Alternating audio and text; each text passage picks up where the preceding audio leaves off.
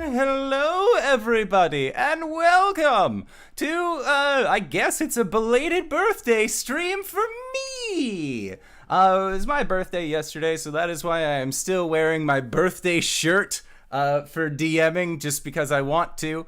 And one of the other things that we need to remember is today is May 27th, 2019, and you are loved. And I always feel like that's a very important thing to remember. Other important things to remember is that we do this stream Monday, Tuesday, Wednesday, Thursday nights, 5:30 p.m. Pacific Standard Time here at twitch.tv/Indoor Adventures. And if you like supporting our show, you can either join us on Discord by checking out the big Discord button in below of the video in the description of this, or you can use command word Discord in the chat, and it should prompt you with a link to be able to actually have access to our Discord, which is a good place. Speaking of other ways that you can also support the show, guys, as you can maybe see here, I have a big ass poster of the Moon Maidens now. It is movie poster quality size. It looks delicious. I'm very excited about it. We also have t-shirts that you can find the Moon Maidens on, or you can get the bigger Battler mug right here. There are lots of things that you can get at our merch store that I'm very excited. So if you go to bit.ly/adventure merch, you can find yourself possibly the new owner of a t-shirt, mug, crop top, sweatshirt, hoodie, or poster. There's lots of cool stuff that you can get while you're there. And if you think of something that you want to see there, and it doesn't already exist, just let me know and we'll try and put that on the merch store for you. One last thing before we begin. All these great people bought me a birthday gift, and so I wanted to open it up on stream to find out what it is, because I figured that it would be the easiest way to show them my appreciation for the thing that they got. So I've already opened it. At least like cut open the box so that way you guys don't have to hear that. But let's see what is inside. What is this? Oh. It's a dick in a box. Oh! It's a dick in a box. Deck. You guys, thank you so much. This is gonna be so fucking this is gonna make things so much easier. I want to edit it and use it right now, but I can't. But thank you. Thank you so much. I'm going to be setting this up, so hopefully by the end of the week, I can just start pressing buttons rather than having to do fucking like 97 hotkeys an episode. Aww. I should have opened it before tonight's I want to see you wear it. You want to see me wear it? Well, you can see me wearing it at Gen Con, maybe. Or, who knows, I'll post some pseudo-sensual pictures of me wearing a stream deck on my Twitter. So if you go there, you can totally find it. And that's an early game promise. So let's have it be the case. This is really cool. Thank you guys so much. Who are you guys playing tonight as we begin to move into our game? Hey everybody, I am RJ and I'll be playing Caelum, the Shadowkai Cleric. Hi, I'm LBHackEmUp, and I will be playing Gwen, the Halfling Barbarian. Also, PSA, I have kittens over here that I am fostering, so if you hear squeaks, or if you see me bail all of a sudden, or if you just see me like looking over there a lot, that's why. Also the reason why I will start screaming periodically. I am S01. I'll be playing Arjon, the Dragonborn Blood Hunter. I don't have kittens. I just have a dog who is trying really, really hard to eat a peanut butter bone that my parents got her this weekend. So if you hear this ASMR doggo, well, that's what you're hearing. You're hearing an ASMR doggo. She's doing her heckin' best. And I'm Wings. Wait, hold on. Did you say who you were playing? Oh, okay. Yeah, and I'm Wings, also known as Danae Keener, and I'm going to be playing Coriander, the Eldrin Paladin. And I am the Indoor Adventurer, and I will be your Dungeon Master for this evening. So, last we left off, you guys had finished all of your work with Orillo Thread Twister having finally paid off the re-aging potion that Caelum had needed to return to his proper state. And Arjan, you were able to complete working on all of the potions that you had actually set out to create over the week. Then later giving them to Oliviette. You managed to pick up your double crossbow that had been on order at Hitteman Harder's over the last 6 days, and you guys are finally in a spot where you could feel more comfortable, at least doing your general day work. Cori, you, Caelum, and Oliviette all decided that towards the end of the evening that you would do a triple meditation to be able to show Caelum and Oliviette the reason why you have such a difficult time with winter as a location as well as a concept. And in doing so, Caelum, you and Oliviette were shown the situation with Cyprus in the lands of winter. He has currently been taken over by some sort of powerful wintry artifact, and that was really the last that you had seen coming from this memory. However, while all three of you were still inside Cori's memory, a swarm and slash flock of ravens decided to stop by. And after they left, they had taken with them the spirit of the holidays that once resided inside of Coriander, leaving Cori, Caelum, and Oliviette inside of what looks to be a very broken in captain's quarters, as the ravens had actually broken through all of the closed windows that you guys had tried to use to prevent their entry. Gwen, you had a rather satisfying rest. That's it? You went to bed after teaching Arjan how to play some dice games? What a great time. And Arjan, where we last left off with you, you were currently inside of a dreamscape, having met with your ancient black dragon patron, Tarlean, but also with a black Ibashi known as Newell. Who presented a idea in which you would be able to create a mechanical skeleton slash container for your dragon spirit, thus allowing the two of you to finally meet your ends in terms of having to share one body. So we are going to pick up with you, Arjan, as you are still within this dreamscape, communicating with Tarlean. And it was at this point that Tarlean revealed to you that out of all of the creatures that he had ever met or seen upon the Nine Hells, that Tiamat was the creature that he feared the most. So tell me about this Tiamat. Like, do you like her? Is this been a thing for a while? It was for quite some time. I was in a position that even the other chromatics would be jealous of. We had something special together. But the other dragons, it's not that they necessarily fear her. They idolize her, they love her.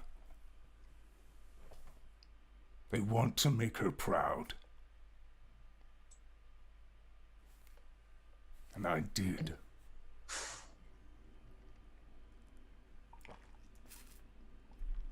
However, it would seem that your creation removed me of that place. Now she has found someone else.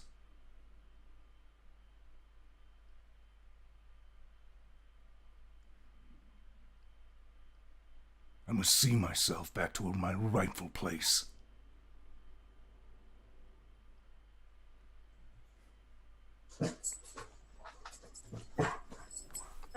Okay.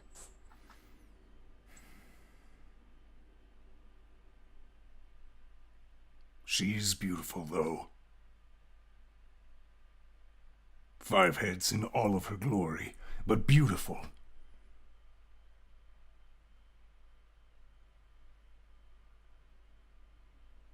Like, okay, so that's not just like a representation. It's literally a 5-headed dragon. Yes. It's literally a 5-headed dragon. She's the great queen.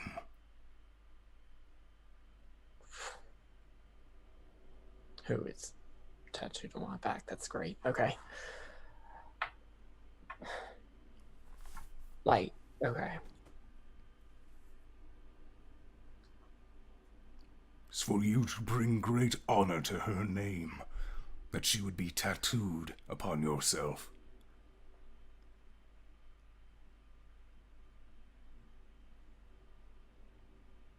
But that doesn't. Gwen said that this was the mark of a cult. Just crazy dragon worshippers.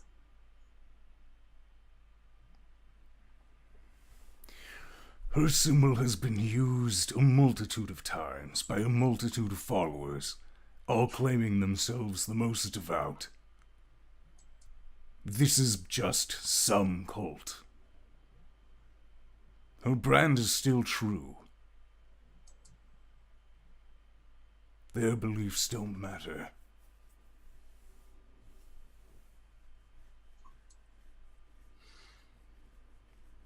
What are those beliefs?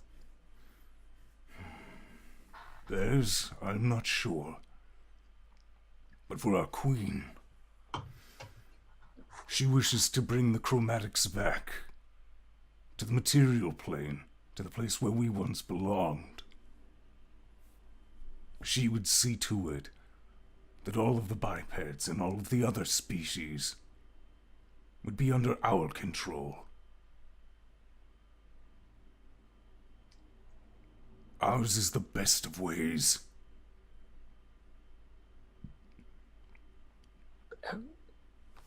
Who? Why do you think so? What makes you say that? Because, were it not for my opposition, the people under me would have known peace.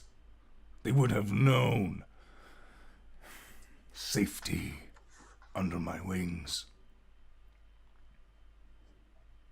It would have been simple, but instead, people like Rusk had to go and create an opposition, and to try and stop me, bring their own beliefs, their own systems into play.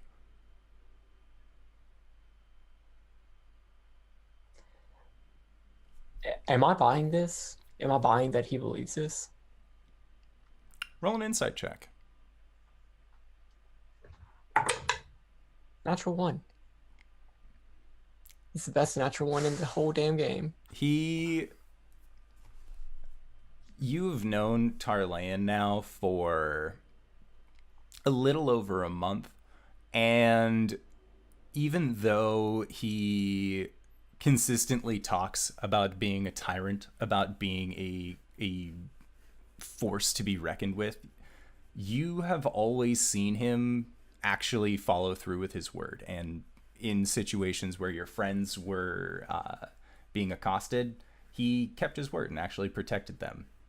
So with his insistence of continuously being a man who, or a creature who relies on the power of his words, he seems very compelling in his argument of that is actually what he was trying to do, was to protect and keep safe. But it was the metallic dragons that were causing all of the issues and not the chromatics. All right. Well, I did promise that I would help you take that back, so let's do it. It is agreed then. We will pursue this contract that Newell provided, or said that they would provide.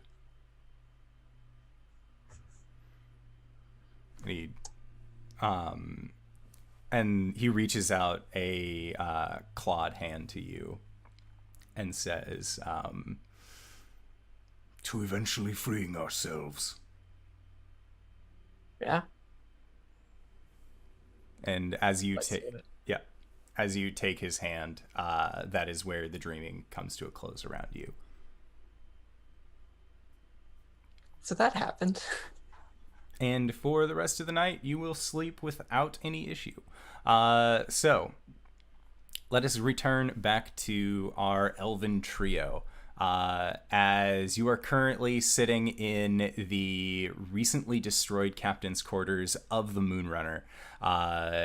Cori, you are currently in your winter form, and Oliviette is trying to console you in a way that is just putting her hand around you, putting a blanket on you, making sure that you're warm, and just trying to speak gently towards you. Just very comforting things.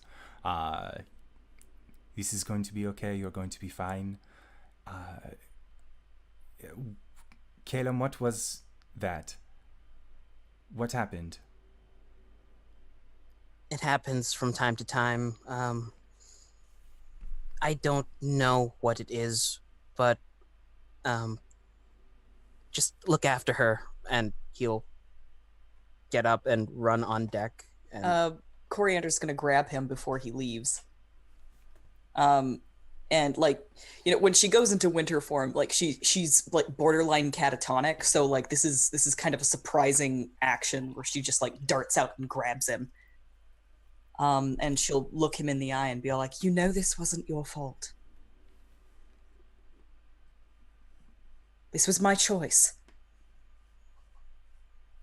he'll nod his head and gently take her hand off. Yeah, she'll let him go. And as Caelum gets on deck, he'll try and look around for any flocks of ravens. Make a perception check.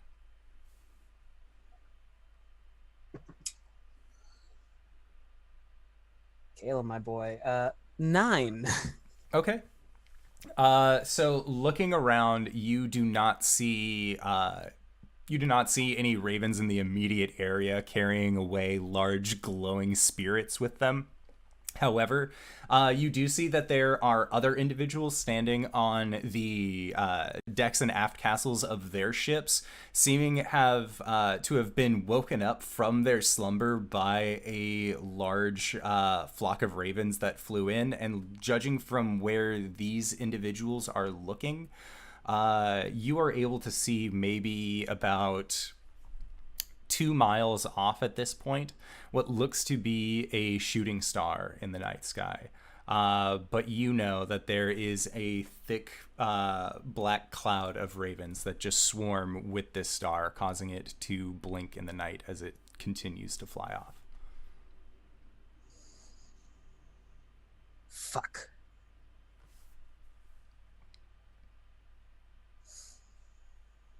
Is there anyone on deck? Of this ship? Yeah. No, as Oliviette had sent everyone else to their respective homes or living quarters, as you guys had requested the ship to yourselves for the dinner and then leading up to the meditation.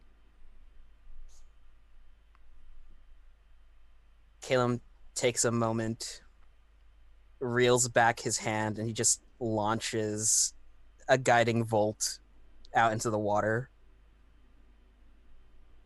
swearing loudly. Make an attack roll.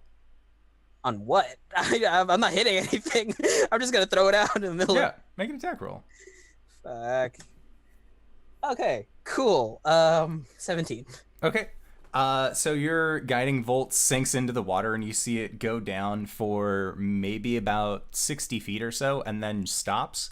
And as you are just very frustrated in standing on the deck of the ship, you see that there is a large fish that just kind of rises up to the surface with a large scorch mark on the side. It's actually glowing, as the next attack against it would have advantage.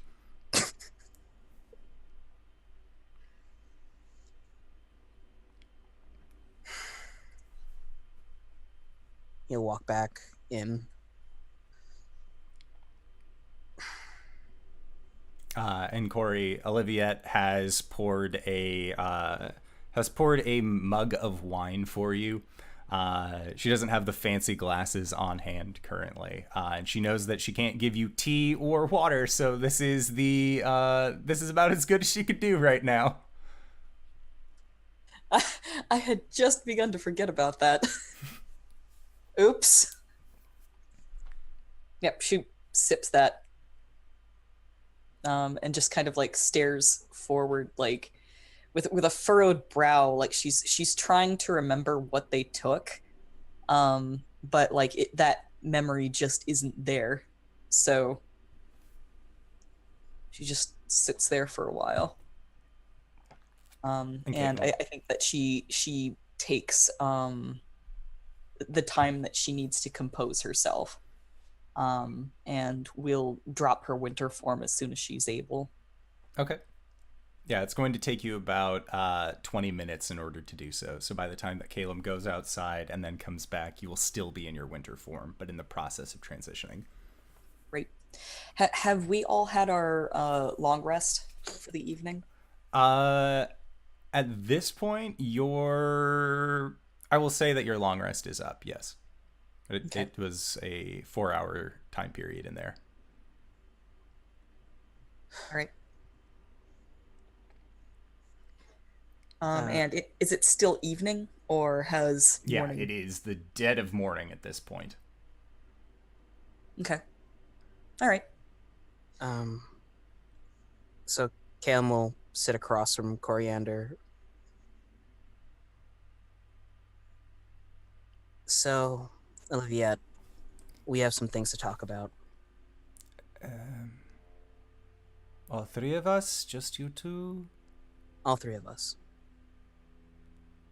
And she fills another mug with wine, hands one to you, fills a mug of wine, and then holds it to her. As Cori, you still have yours. And she says, well,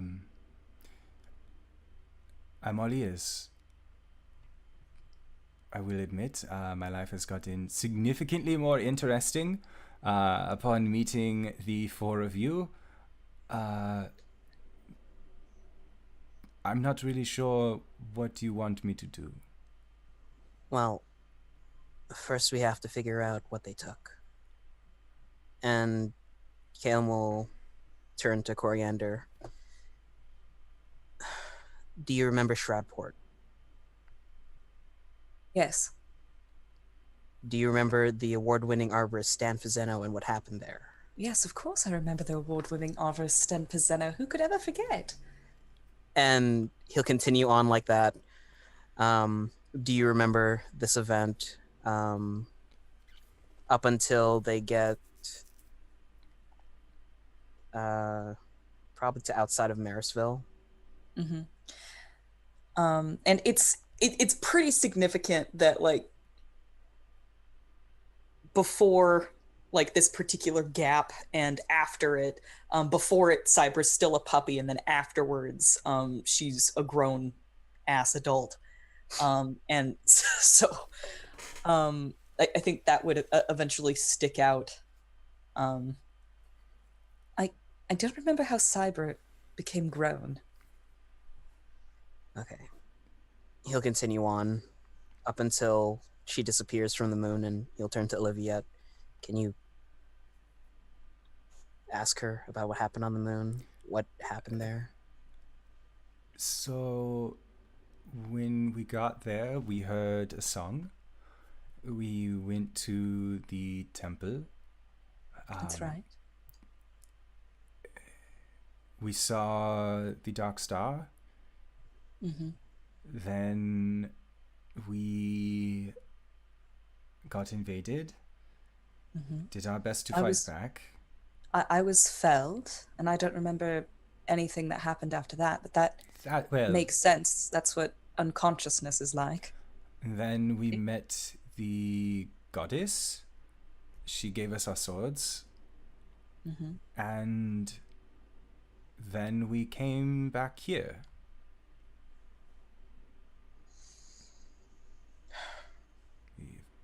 Caelum will continue on asking Coriander questions. Do you remember landing here in Arask, do you remember going down? Was Cori with us? Into the sewers to fight the. No, that wasn't Coriander. That was Gwen. Oops. No, I don't remember that. Oops. Do you remember going to the island to slay the witch? Blah, blah, blah. Mm-hmm.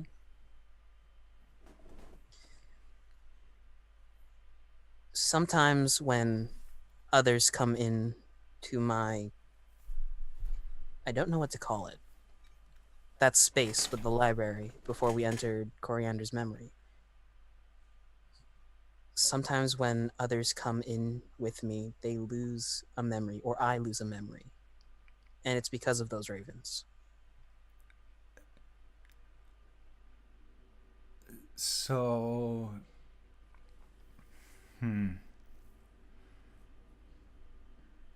But we know where they are. We know where they're going. And we're going to track them down. And we're going to take it all back. Where is this place? To the north, by inside the chest of a dead titan. I cannot say I've ever been there myself, but if you know where you are going, then I will take you as close to there as I can. Thank you. As long as it's on some form of body of water, I will at least feel useful. I'm not so good at navigating the land as I am the sea.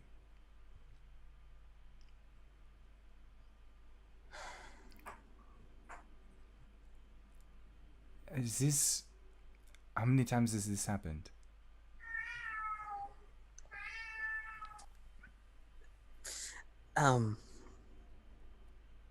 One other time before.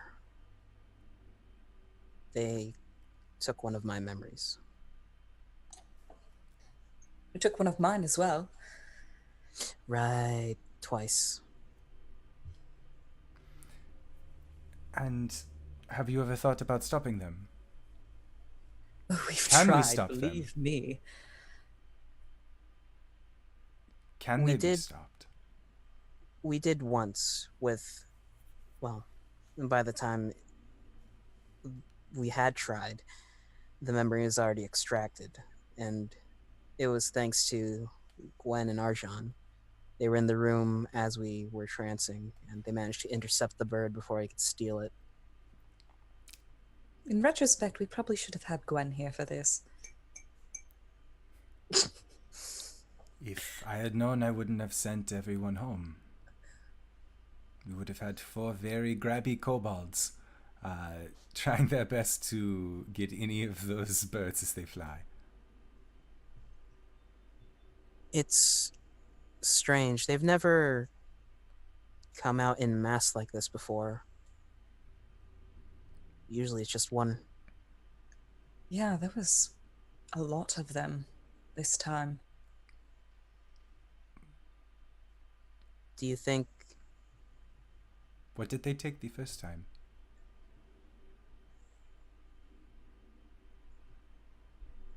I think... I wouldn't know. Shit, he wasn't there for that. Yeah, no. Yeah, but he knows she went to that place. Oh God, I said something.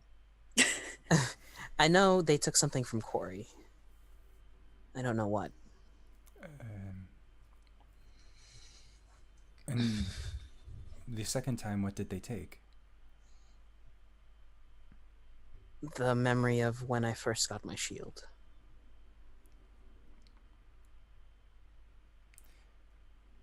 And Cori, do you remember what they took the first time? Yes, it was a memory from a previous life. And Olivia just thinks for a little bit, puts her hand on her chin and says, "It sounds like it got bigger then." if the first time the two of you did this, it just took a song, then the second time it took the memory of a shield. With three of us here, it took something bigger. A larger So- chunk of time. The more people that trance with us, the bigger the loss when they come. I think so. This is my first time with this, but you don't remember how your dog grew. No. But I know how she grew. How?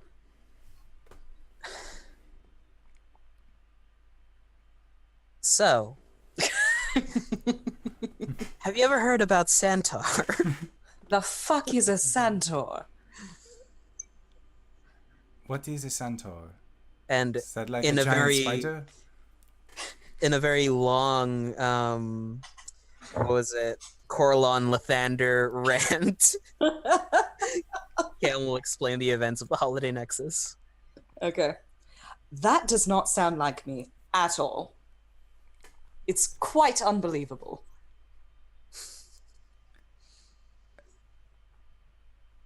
He never visited any drow.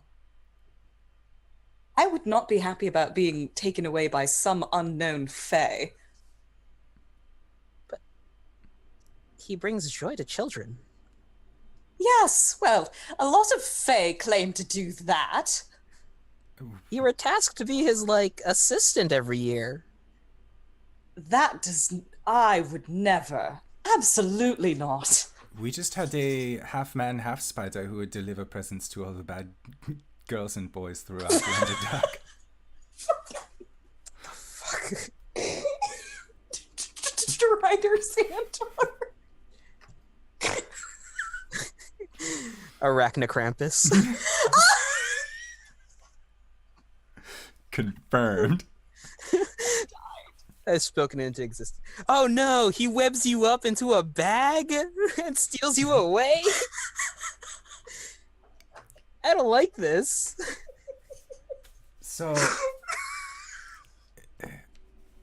So, Cori, you had the spirit of a holiday inside you. Did it look like what they took? She'll look at Caelum. I personally never saw it, but it correlates with what's missing. So, Did it let you do anything special, or did it have any kind of power with it? I don't know. she smelled oddly like peppermints and had a very green sort of motif, like holiday-y. Has she ever entered her holiday form Has she? outside of the... Yeah. In the what's it? You popped into your holiday form when you came out of the Whenever Um, you're fighting the Oblex. yeah. Oh. I do seem to have a memory of having another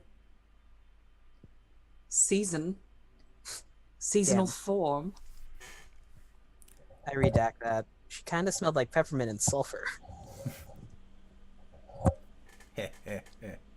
She was making out with hubris. Oh, yeah. Oops. Um, That memory is gone. oh, thank you, AQ. And she says, well, why don't you could always try to see if you could go into that form again?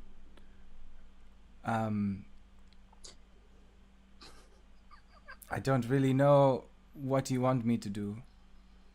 Again, you seem like you have a pretty good idea of where to go.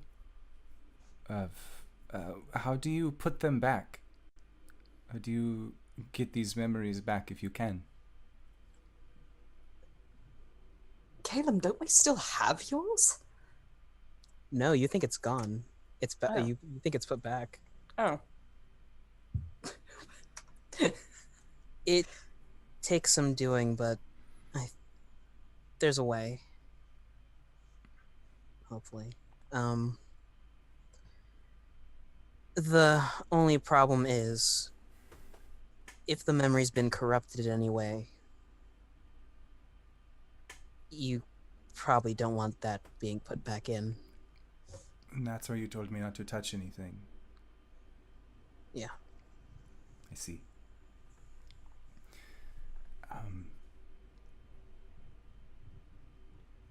And she just sort of wrings her hands a little bit and takes a sip from her mug and says,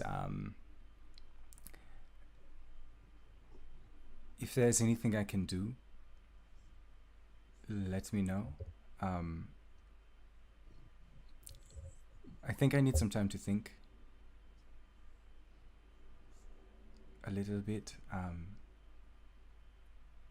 Cori, if you'd like to stay, you can. Caelum, thank you for Sorry. thank you for letting us see, and thank you for being a good friend. Cori will hug Caelum. You don't have anything to apologize for. It was important to me that you were there.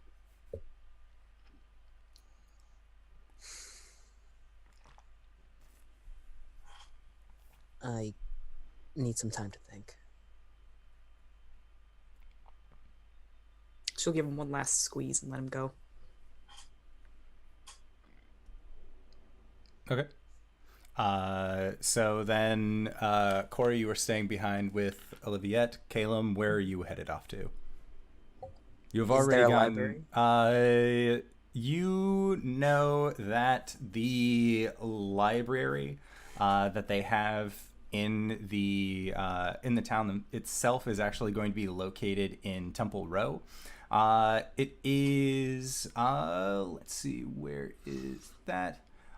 You would know that there is a that you could go to the halls of Caelum, and you would be able to find mostly histories, mostly related to past rulers and other individuals who had come before, rather than more works of fiction. If you were looking for more of a military history, there is the Temple of the Red Knight. But for everything else, you're either going to want to go to the Temple of Timora or the Temple of Foltis. I'm going to look up specifically, I guess, any information on the North and Titans. Okay. So that is, roll a d20 and add your history check. Oh boy. 19. Okay. So you would know that the best temple to find these stories in is going to be in the Temple of Foltis, which doubles as the Temple of Lathander, mostly because they have a small corner section for Saloon, seeing as how she is the opposite side to the coin of the sun for Foltis. And in this area, you actually do find a small, almost like a brief fantasy section / historical fiction. But you feel like they're like, the way that these stories were written is that these are more of like a saga or a classical epic, where they're mostly based in truth. But then there are just small embellishments that were put on that as well. And when you arrive, considering it is still very, very early in the morning, you end up you are met with a closed door. And upon knocking on it, you are met with an individual named Fultan Doran, who is willing to allow you into the temple for you to actually do your research for. They let you know that if you have any more questions, they will be able to answer them, but they are going to try and get some shut-eye, and they kind of point towards where the location of their sleeping quarters are and leave you to the library. And he just begins to absorb. Okay. Sounds good. So, you are all able to finish your long rests doing your small tasks. And come the following morning, Cori, you will have shifted back to whatever form you feel the most suited fits you at this current state. Arjan, you wake up after your conversation with Tarlan. Gwen, you wake up feeling totally well rested, like nothing weird happened in your sleep at all. There was a moment that caused you to stir a little bit, and it sounded like there was a lot of birds flying by, but that happens. It's pretty standard at this point. Yeah, Gwen's gonna get up. She's gonna go downstairs, start working out. Just wait for everyone to get up, you know? All right. And Arjan, you will be the first person to meet Gwen downstairs. Cori, are you returning to Dragon's Drafts at all? Or are you just going to be staying mostly with Olivia at this point? I think she'll return. Okay. Is that a 19? 13. Nice. All right. And Caelum, how long are you planning on reading fantasy literature?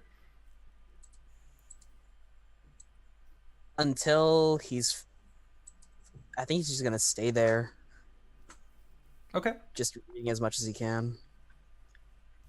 All right, sounds good.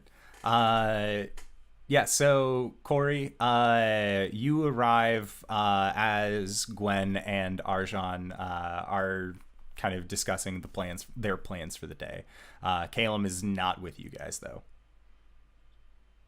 And Cybra is just happily hanging out. Just seems to be enjoying people being around the shop. Did Caelum come in last night? I don't know. I thought he did. Oh, Was he not in his room? He was with me and Olivier. Oh, He's not home now. not that I saw.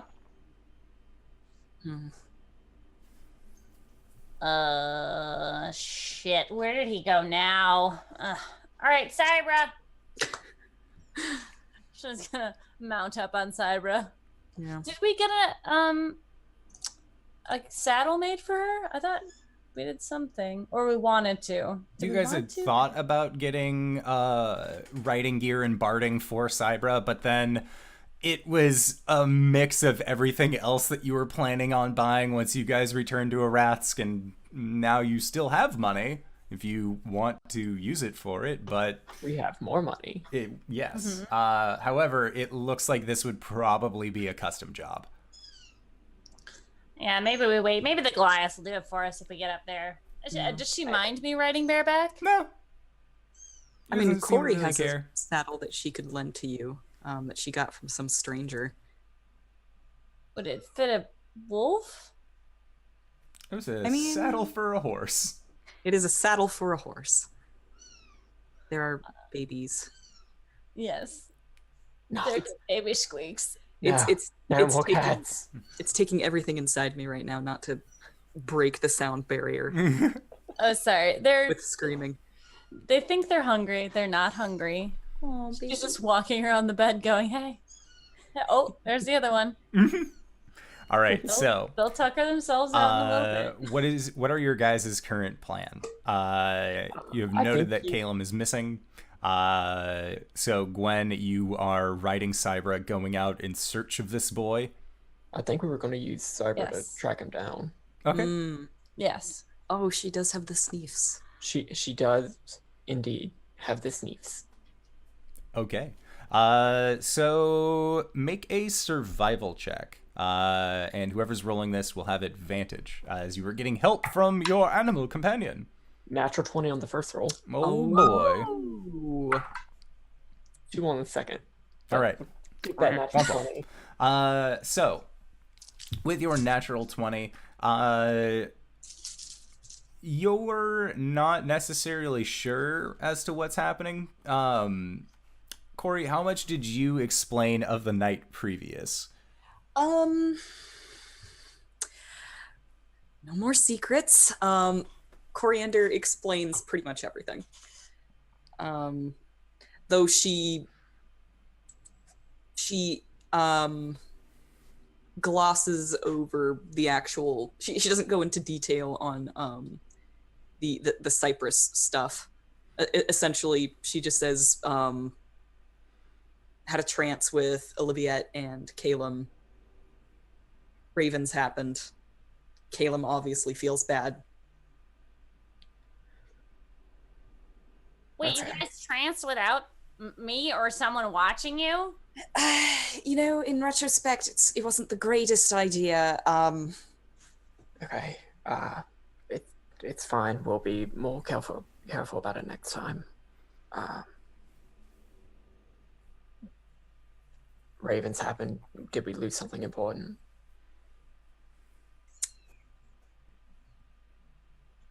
No. I guess Caelum probably would have. You know, Caelum probably would have said Gwen was there for it with Cori, right? Mm-hmm. Gwen, crazy question. We didn't happen to meet a fey creature that was half man, half horse that brought joy to small children around the holidays, did we? Oh, you mean Santar? Yes, Santor. Yeah, Did we? you took on the spirit of Christmas, and you're gonna go hang out with him, and you made out with a really pale dude. What? Yeah, he had horns and shit. Caelum didn't tell me about that part. Did you not tell him about that part? I don't know. I don't remember any of that. Oh shit. Okay, that sucks. Oh yeah. No, well then, yeah, you're missing a lot. That was like a full day. Wait, can you shift into your other form? I've been trying, but there's just something there. If I'm going to be honest with you, Gwen, I don't believe in Santor. What? I mean, But he believes in you. yeah. That's disturbing. But no. He's totally real. You totally made friends with him and told him that you were going to help him next year. And so, like, Cori's just shaking her head. Okay. Okay, all right. Hold on. We have a whole year on the material plane until we have to deal with that, though. Well, we have a year to resolve that. I mean, we're going to go to the Titan. We're going to go and get all of our memories and everything back. It'll be fine. It'll be fine. Can you, like, put it back inside you? It can't be that hard.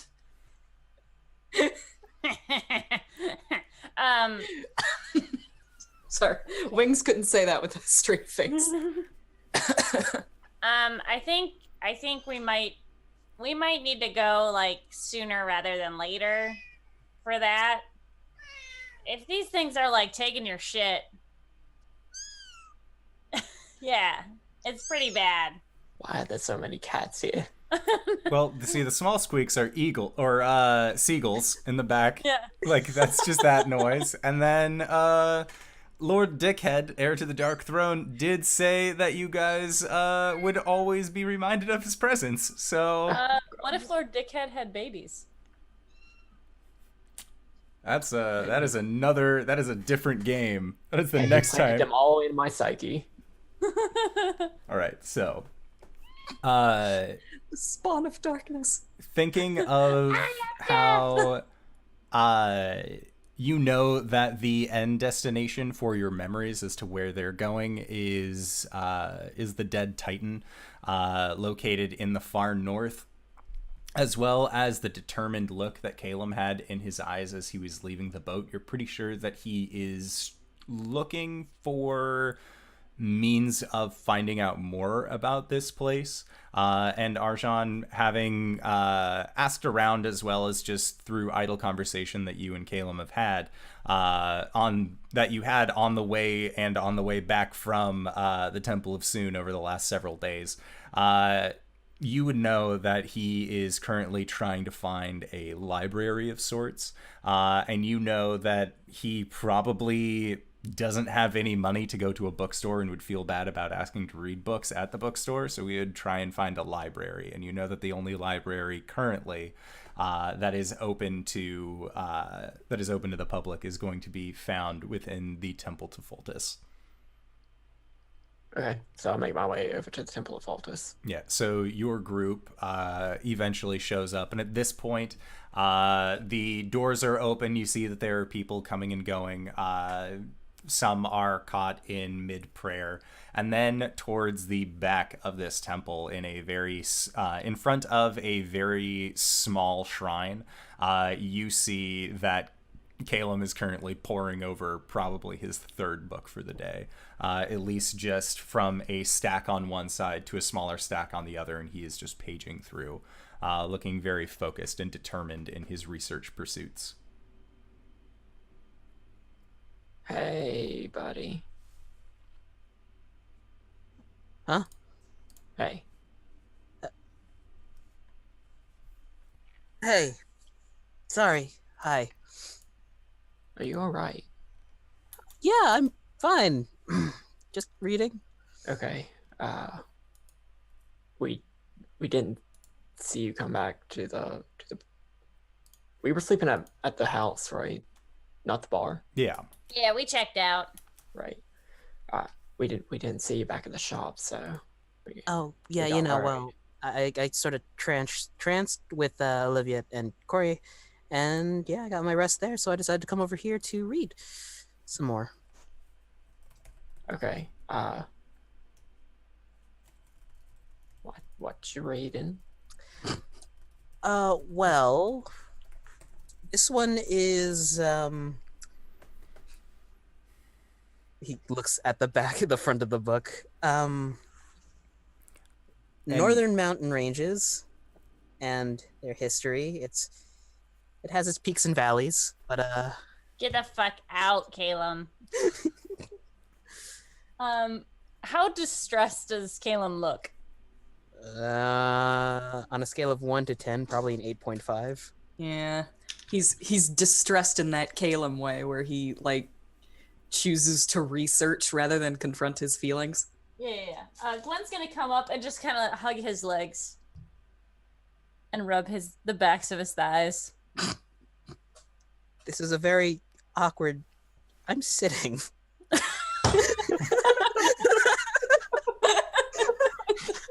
She's like, she does that thing where she like her hands under your legs and her head's just on your lap. Oh, okay. I am not sure I should continue to be here for this.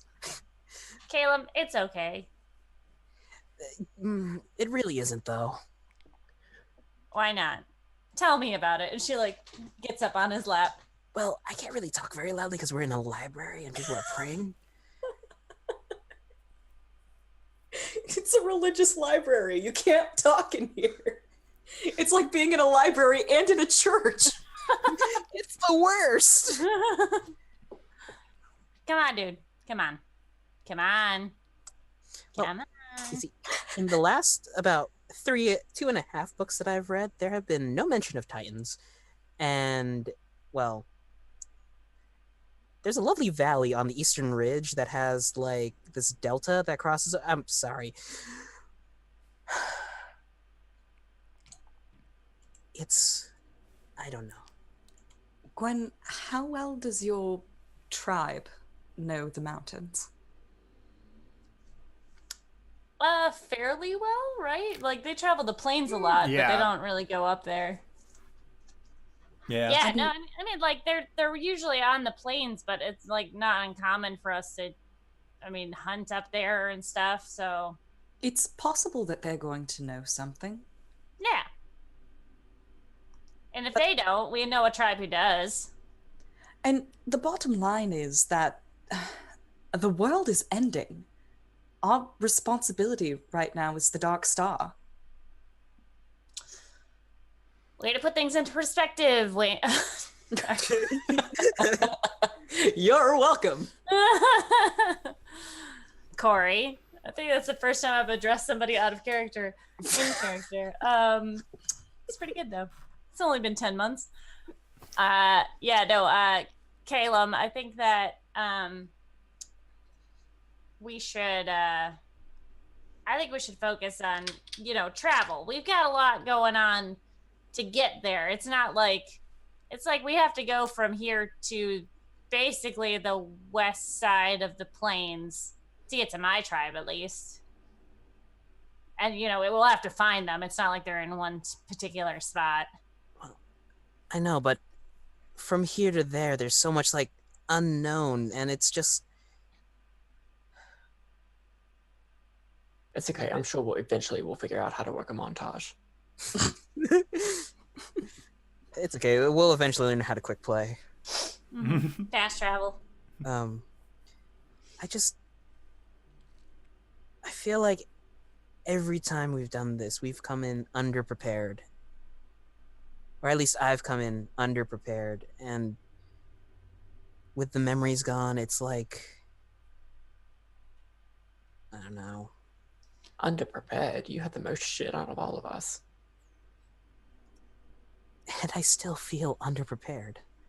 Well, that's because it's like your first time adventuring, dude. This is kind of how it works. Like, I might look like I know everything, but, I don't, not really. Like, no, I mean, I've never run in a small group like this. I've never been to an island. I've never traveled on a boat. Like, you can't prepare for adventure. I mean, you can. Except by, adventuring. Yeah. It's a muscle. You have to work it. I mean, we can't be prepared for everything. Mm-hmm. We can be prepared for, about as much as we can prepare for, but it's kind of the nature of the beast. We don't know what's out there. And we're all good at other things, different things. So, between all of us, we've got this covered. Yeah, we'll face it together. Yeah.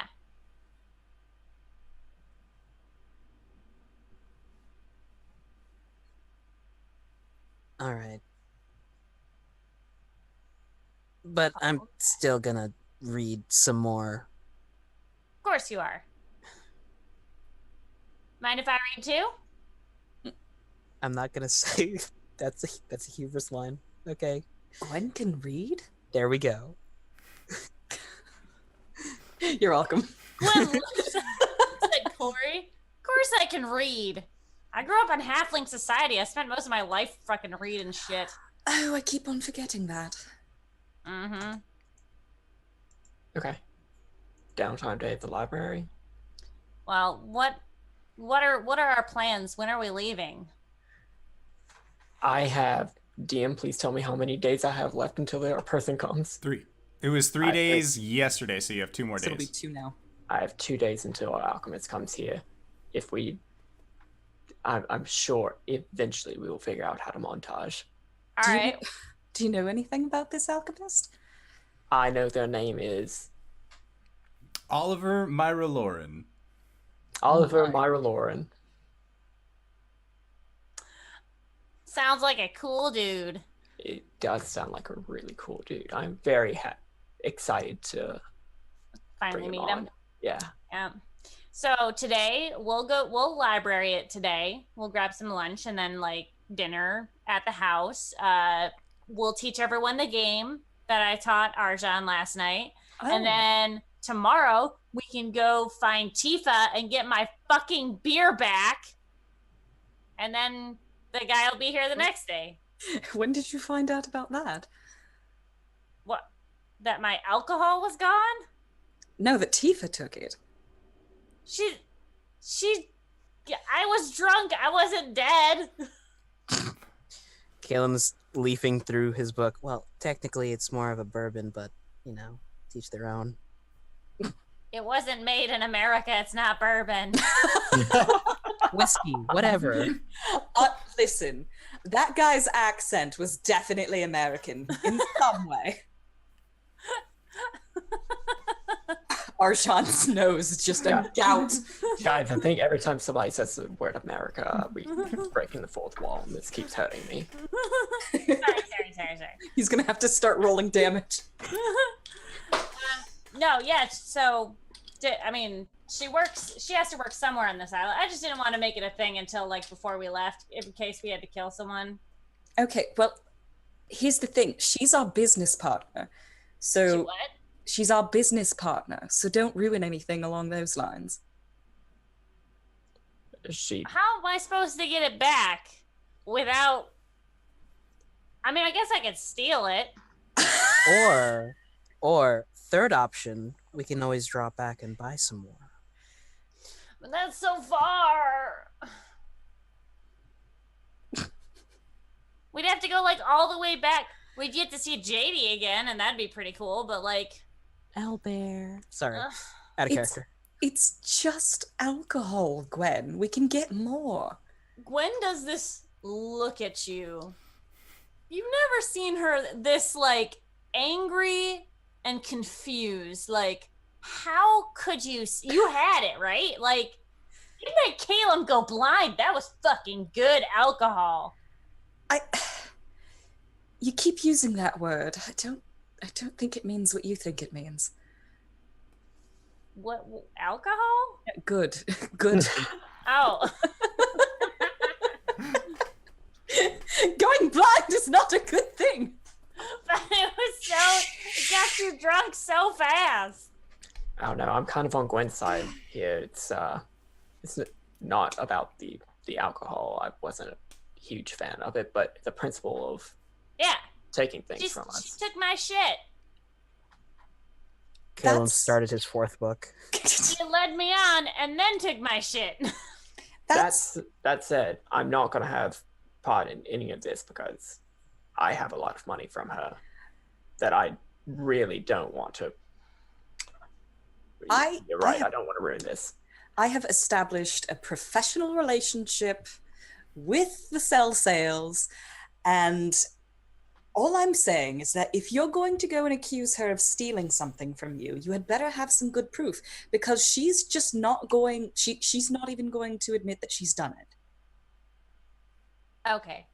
Gwen like gets down. All right. So She was in Caelum's lap the entire Yes. The time. whole time. so I'm just gonna say this. Arjan, Mm-hmm. you told me that you were a clone of a dragon and that he's living inside of you. And I was like, cool. Cori, you told me that there's a fucking dark star coming here. And I'm like, yeah, let's go do it. You told me about the shit that's going on in the Feywild. And I'm like, yeah, I will fucking help you with that. I will protect Caelum until I die. And you guys won't help me steal back my fucking alcohol? Coriander Guys. takes a deep breath and sighs. Okay. I'll help you out with this. Good. But it's just because we're very, very good friends. And if it turns south, we are bailing immediately. I'm not burning bridges over this. All right, cool. Okay, fine. I have Zone of Truth. What? I have Zone of Truth. Oh, to I mean, if we do this right, I mean, if we're gonna do a heist, Oh! she's what- never gonna. a heist! Cori, you might want to go without the armor on this one. Coriander already said she'd help. Yes, she did. Ah! She did. I was not expecting the game to go this way today, but I guess that's what we're doing. So bust That's out tomorrow. the We can't, dragon Okay. we water can't height. fast play ever, so it's not like it's gonna be this week. It's true. Except that in Gwen's voice. At the end of this conversation, I think that the pile on the bigger pile has gotten smaller, and the smaller pile has gotten bigger next to Caelum. Yeah. Caelum, I might actually need some help finding a book. What are you looking for?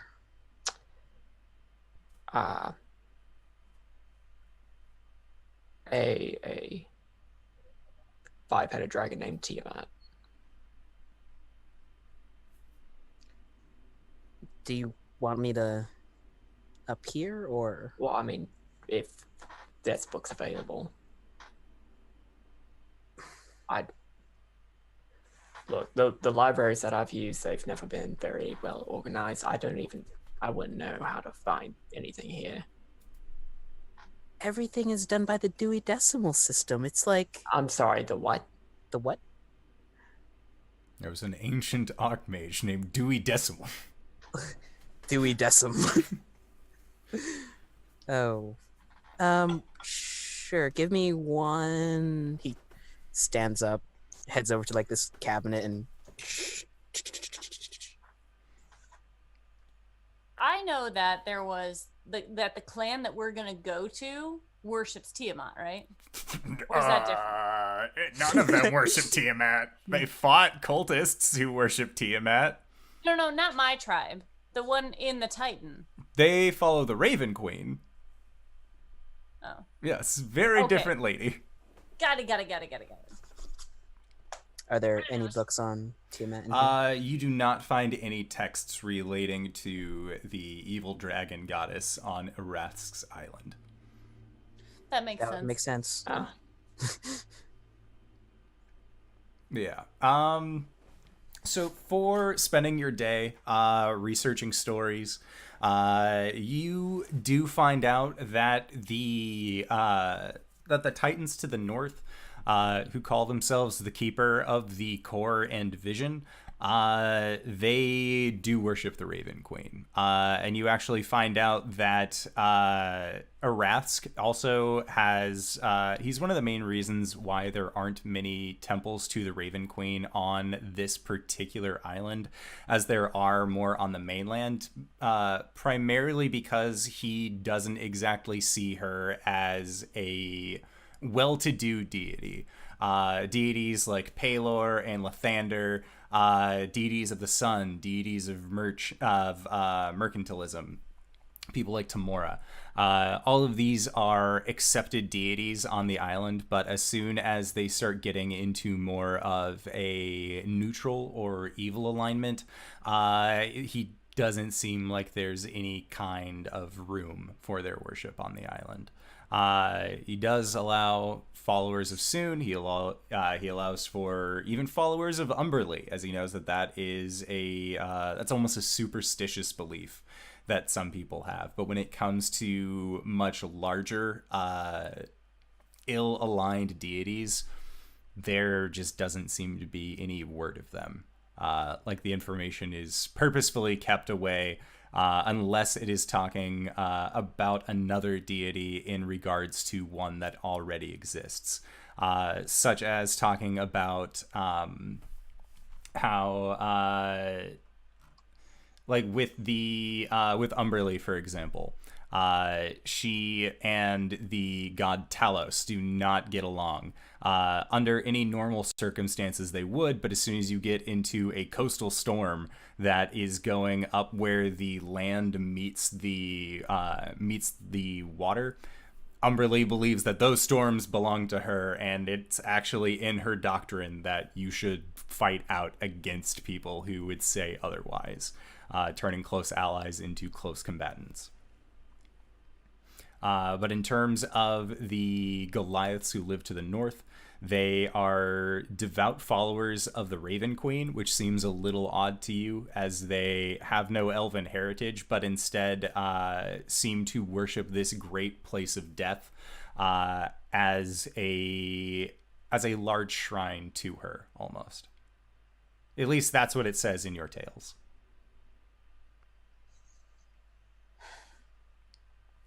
And Gwen, you learn all of this information as well, having spent the day helping Caelum.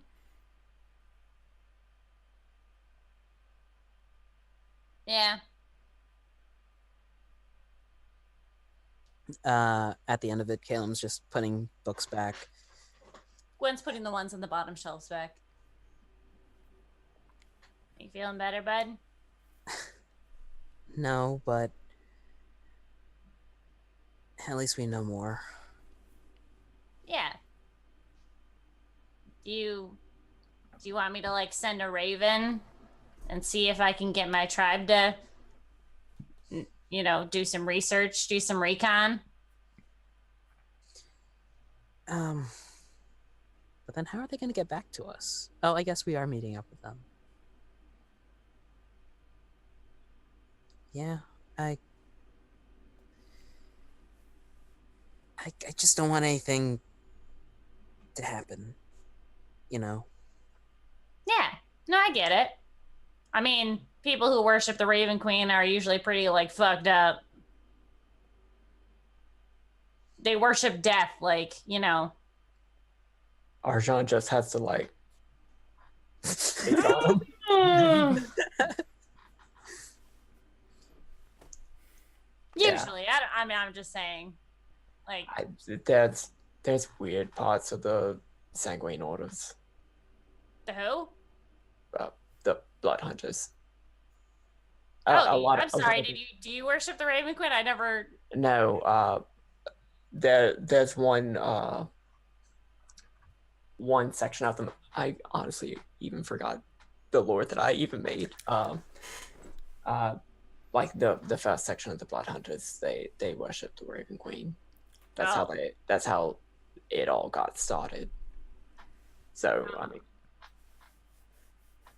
sort of, but not really. Yeah, I mean, like, that makes sense. Like, hunters worshiping death. And blood. in itself, death isn't an evil process. No. It's just like murder is also in there, right? With the Raven Queen? I don't think so. No? No. I think it's just like fate. Oh, yeah, that's fine. And so actually it just came back to me because I totally didn't look it up. It's Sanguine Order of the Hallowed Guard. They were the first ones. They learned blood magic from her. Also, if I remember correctly, the Raven Queen has a big taboo about undeath. Oh, yeah, for sure. Yeah. Yeah, you know, I think we've had the discussion about undeath. Like, Yeah. we should probably leave it at that. Yeah. Gwen kind of glances over at Arjan and then glances away. I'm hungry. Dinner? Lunch? What time is it? It's early evening at this point. Very much a more of a dinner time. Dinner. Got it. All right, cool. Where do we want to go? Graybeards? Sure. I could go for an eggy sandwich. Alrighty. So you guys are all going to Grey Boars? The Grey Boar Tavern? Yeah. All right. Let's do it. Alrighty, so you guys are going to be making your way over there to enjoy a nice dinner in, and that is where we will go to our break for the evening. So I would like to say thank you to all of you wonderful players for this is the fastest we've gone through a day in a while, so Sorry. hooray! I would like to say again, thank you to these players. Thank you to all of you guys who decided to stop by and give us your time for tonight's game. We are going to try and be back in 5 to 10 minutes, so don't go no place unless it is to grab a food, grab a drink, grab a friend, or possibly go to bit.ly/adventurebirch where you can find yourself either a cool Moon Maiden's poster, a mug, a t-shirt, a sweatshirt, a crop top, or any number of other things that we have. So we are going to be seeing you guys shortly. Don't go no place. All right, everybody. Bye-bye! And welcome back, everyone. Oh my God! You're dead! Those kittens! What do we say? Feed me!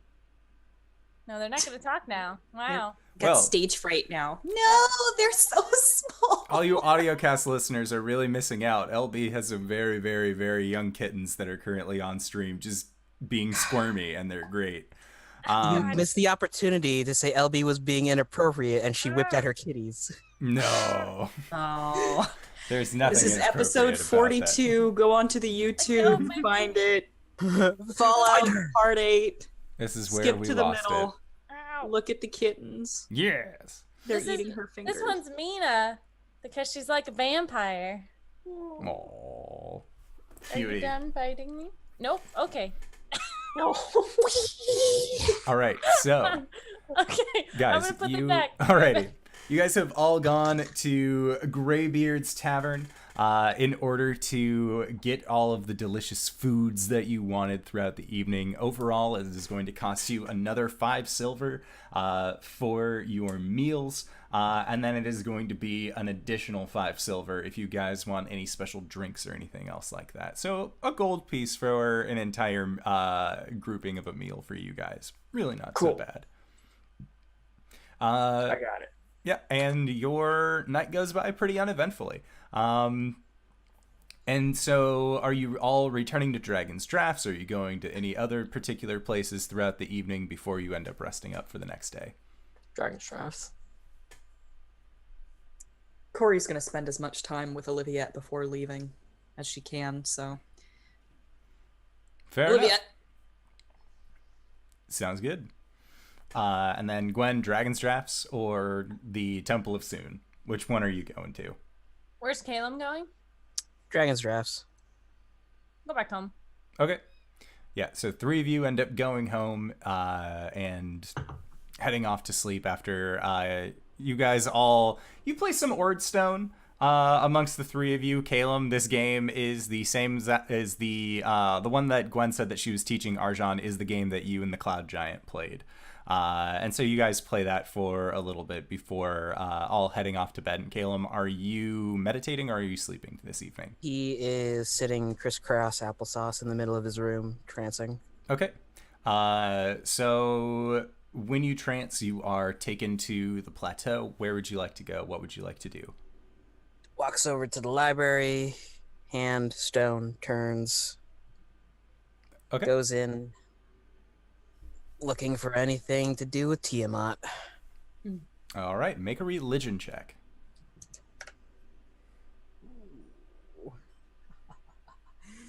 Oh, Caelum, my boy. 24. Okay. So your knowledge check on Tiamat ends up being a success. What kind of things are you interested in learning about, finding out about her this evening? Did Arjan ask me for anything in particular, or just like information? No, he just said that he was looking for information. So I guess information on the goddess herself, how her cult was founded, if that's possible. Maybe some information on like how their cult operates, or like probably information on Tiamat herself. Like, Okay. does she have any domains? Is she like god tier? Is she like a dragon with 5 heads? So you're looking through these books and being able to actually go back and check ancient sources as well. You know that Tiamat is a 5-headed dragon deity. She lives on the first layer of hell, Avernus, and is a demon dragon god. She technically has all 3 of those under her belt in terms of like classing. If you were to get a type on her, she originally had claimed a level of the Abyss as her own, and as far as she is aware, she still maintains that layer of the Abyss, but her central point now is located on Avernus. Even though there is the endless blood war between the devils and the demons, she seems to be the only demon that the devils recognize and do nothing about in terms of her stay on Avernus, as she seems a little bit strong for most people to try and fight back against, especially when her followers are mostly dragons. You know that she has 5 different consorts at any one given point of time, each one of her chromatic dragon heads taking on a lover of their own. Question about the lovers. Does she have a preference on them, or are they all like dragons, or are they like peoples? They're all dragons. And it seems like they have a like each chromatic head will go after a a lover of the same chromatic type. So like the blue chromatic head of Tiamat has a blue partner, the red one has a red partner, and so forth. But then I thought all the dragons went with the schism, or did some remain behind? You would know that there is the schism where they had left the material plane and gone to the elemental planes, but because Avernus is located in the Hells, your location before and after death, or before you die going into Avernus, does not matter. Where if you feel the Queen's calling, you will arrive at her doorstep regardless of the plane that you exited. Furiously scribbling. Okay. And you would know that in terms of cults and cult activity, dragon cults, specifically cults of Tiamat, are almost a dime a dozen, it would seem, especially in the older times, where humans are, and other humanoid races are always want to try and find the biggest, baddest thing that they can and then worship that. Tiamat, with her draconic following, is very easy to see as a real thing for people. And so they want a little bit of the piece of the pie, so to speak. They see that there are draconic ancestry sorcerers. They see that there are other people who bear marks of dragons and have gained additional powers through that. And they see that and their worship of Tiamat as a means of gaining that power for themselves. Okay. Any, like, prevalent cults? Like, anything, like, instead of a dime a dozen, was there, like, a certain cult that was, like, up there above everyone else, or? The cult that is mentioned that is at a higher rung in terms of having a kind of staying power was the more recent in the realms cult of tyrants that had existed several years ago, or over 2 decades now. And what they had done specifically was that they were a combination of dragon worshippers that had bits and pieces of flavored necromancy spread throughout, as they utilized bits and pieces of dragons that they had found into themselves and actually would attain the powers of dragons that way, kind of grafting on one of the bits and pieces of dragons onto themselves, with one of the most notable figures being a half-orc who had grafted a shard of a blue dragon's horn into his own head, and had that additional power coming from the horn. And he was one of the leaders of this tyrant, or of this cult of tyrants. Deceased, alive? In the book, you are not sure. Looking through, it says that there were several primary members of this cult, with the heads of these cult being the different being represented by different chromatic dragons, and there is only one confirmed dead that you had seen, which was the red dragon. Okay. Once he's gleaned off like a sufficient amount of information, closes the book, walks over to the saloon book, and just like talks for a while. Yeah, she'll have conversation with you. And is that how you're spending the remainder of your time in the temple? Yeah. Okay. Sounds good. Cori, tonight as you are sleeping and you go into your meditation, after the events of yesterday and last night, it is very hard for you to not to kind of move your thoughts away from Winter at this point. Even when spending time with Olivia, even when knowing that you're with your friends now, you're fine, you can still push on. It's still a harboring feeling. Ugh. There's a cat hair in my mug. That was gross. But as you find yourself coming to your meditation, you hear the familiar sound of snow crunching beneath your feet, and you are running through a snowfield. You look in your hand and you have Wraith, the Caelum of the Fallen Leaves weapon, and you know that this is a continuation of the scene that you had shown Olivia and Caelum the night previous. And as you continue to run, you see there are these humanoid figures that seem to be almost erupting out of the snow as you continue to run. And you see that there are dozens of them that just seem to be forming behind you as they run. And each one just has its head steadily turning towards you, these glowing blue eyes. And each one of them looks like Cypress, but you know that they aren't. And as they continue to move, you can see that their feet are just connected to the snow as they continue chasing after you.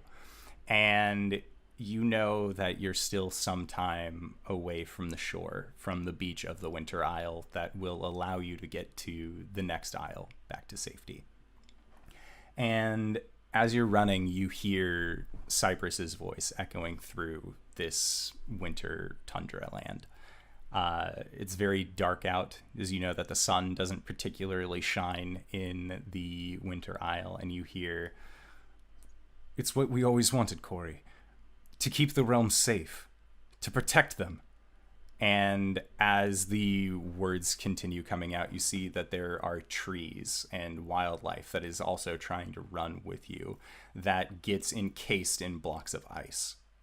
And you see that these large blocks of ice are also climbing up the trees and climbing up everything around them. And looking behind you for a brief moment, you see a shadowy figure with right hand down extended with what looks to be a large glowing blue blade in their hand. Eyes also glowing blue. But where you had seen Cypress's long hair before, you see what looks to be a form appear above his head and then shrink down onto it. And you still see the blue eyes. And as the moonlight hits against him, you can see that Cypress is now wearing this very thick armor that is just made of this very dark, almost black ice texture. And you can see his face barely peeking out from behind this mask. And it says, and the voice says again, this time, the voice of the elemental creature that had taken over Cypress also coming out as well. And it says, "With this power, I could protect everything, don't you see?" And at that, you see even more of these things just completely enveloped in ice. And you can see this almost wave of moving ice coming towards you. And it latches at your feet and begins to climb up your legs. You are no longer moving. You feel yourself panicking. Looking down at Wraith, you can see that it's almost dull in color, where previously the Caelum of Fallen Leaves who had wielded it was a very bright, vibrant green, vibrant orange color, as the different leaves that made up this fine blade seem to be full of their own life and vitality.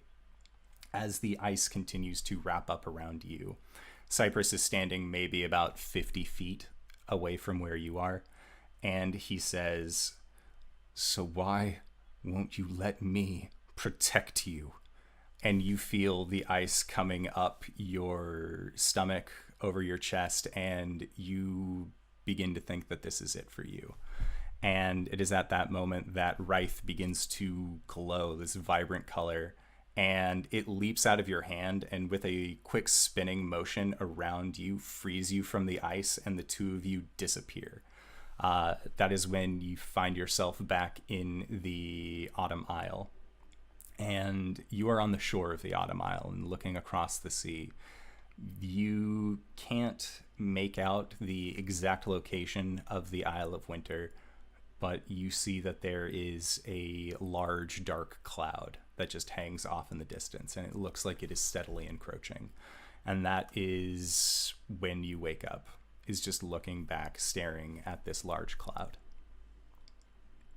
And when you wake up, Olivia just holds on to you tighter and lets you know that you are shaking in your sleep. I was just cold. And she nods and just wraps the blanket around the two of you, and just seems to try and give you comforting words again. Other than that, you all wake up without a hitch, fully healed, all your spell slots and everything like that taken care of. So, are you meeting up at Dragon's Drafts? Because that's where 3 of you went to sleep. Mm-hmm. Yeah. Well, see, like, Coriander doesn't trance for very long, so, like, she trances and then, like, by sunrise, she's usually back at Dragon's Drafts. What's that roll? What's that roll, Cyber? 8. 8? Nice. Ooh. I don't know if that's slow enough, but we can certainly try it. It might be. It might be. Well, Gwen doesn't want to do it until the night before we leave. Okay. Well, That way we can leave maybe early. we have to make an actual plan, though. No, we don't. Well, first we need to know where she is. You know what happens when we don't make plans? Coriander doesn't believe in Santor anymore. That's what happens. We weren't ready. All right, Caelum's step gonna one. Go ahead. Caelum's just gonna hand Arjan the notes he took about Tiamat. Oh, thank you. It was an interesting read. How so? She has 5 heads and she takes 5 lovers. Gwen Okay. nods. Yeah. And Oh. apparently when it doesn't matter what plane you're on, when you feel the Dragon Queen's call, you know your time has come. Ominous. Yeah. Also, demons and devils don't fuck with her. Sorry, frick with her.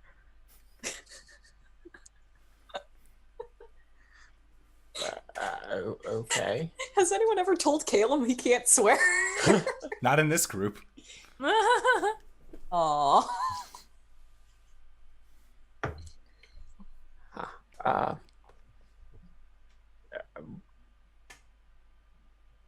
anything about, like, I don't know, she's a god, right?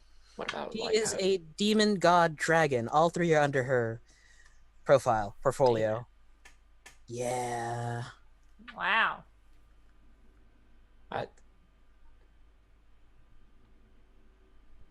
Huh. She makes her home in Avernus, if that means anything to you. Right, I actually met an Abishai that was in service to her. I thought it was a devil. Which, by the way, I think one of you killed them whenever you were in my heart. Caelum has opened up his book and he has started writing. They said you might have taken an adamantine coin. Do either of you have that? I didn't take anything. I didn't take anything either. I did kill something, though. Corey, I make a didn't get to deception go. take. Did I take something? You did take the coin. I'm the one who took it? Yeah, you took it. In I your took white it! Valenciano purse. Oh my god! Well, okay, if she knows she took it, then she wouldn't lie about it. Okay. Yeah, she would know that she took the coin. How dare you, RJ? I can't believe it. Okay, I did take something. Do I still have it? It has found its way into your bag. Oh. I didn't realize I could just take it with me, but she will put it on the table. There's a very satisfying thud to it.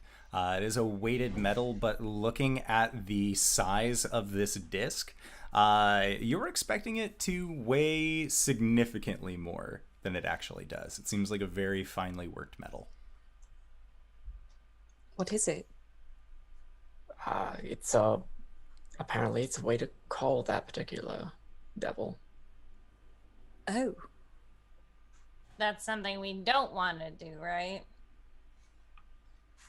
Apparently its loyalties lie with Tale, and if we can use its help, then, if we can use their help, then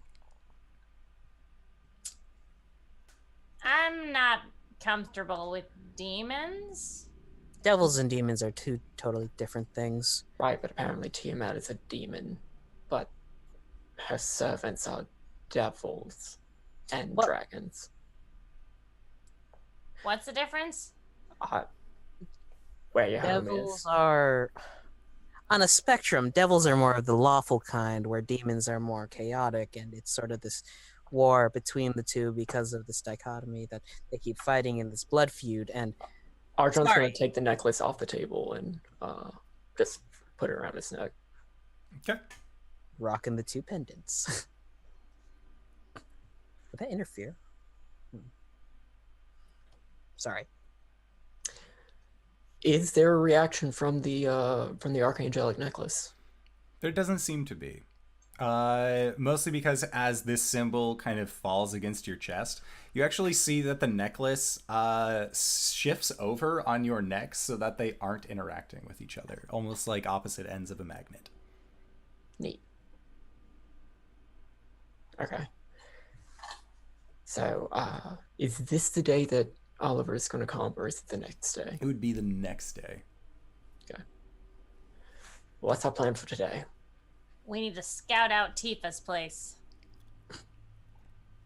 Figure out how to infiltrate. Legally? All right, Cori. Nothing we're gonna do is legal. But does it have to be? If we go up and ask for it, Will she give it back? Technically, not. she's the one who's done the illegal thing. We can probably just go through... We can go through proper well, I think you could. legal channels. I think you could. We're technically not supposed to be here anymore. You're allowed to be here until you leave, and you have not left yet. Cori, if you want to ask her for it back, I'm down with that. I just want it back. I will participate in either a distraction or some sort of conspiracy to out her in front of a legal authority. But I'm Alright. not going to break into someone else's home. Let me get this straight. You would rather get our business partner arrested than steal from them? I'm not trying to get her arrested. I just, put her in a situation where she has to return what she's taken. How about I just go talk to her? Okay, that's fair. Do you want me to come with? Sure. Do you want the Zone of Truth? Because I can cast Zone of Truth. I don't really care what she thinks. I just want it back. She's going to deny it. She can deny it all she wants. I've got diplomacy on my side. Oh, well, that's good. Oh, excellent. name one of your I'm acts of glad to diplomacy? hear that you're choosing diplomacy. Did you name one of your acts as diplomacy? What? Ships? What? Not recently.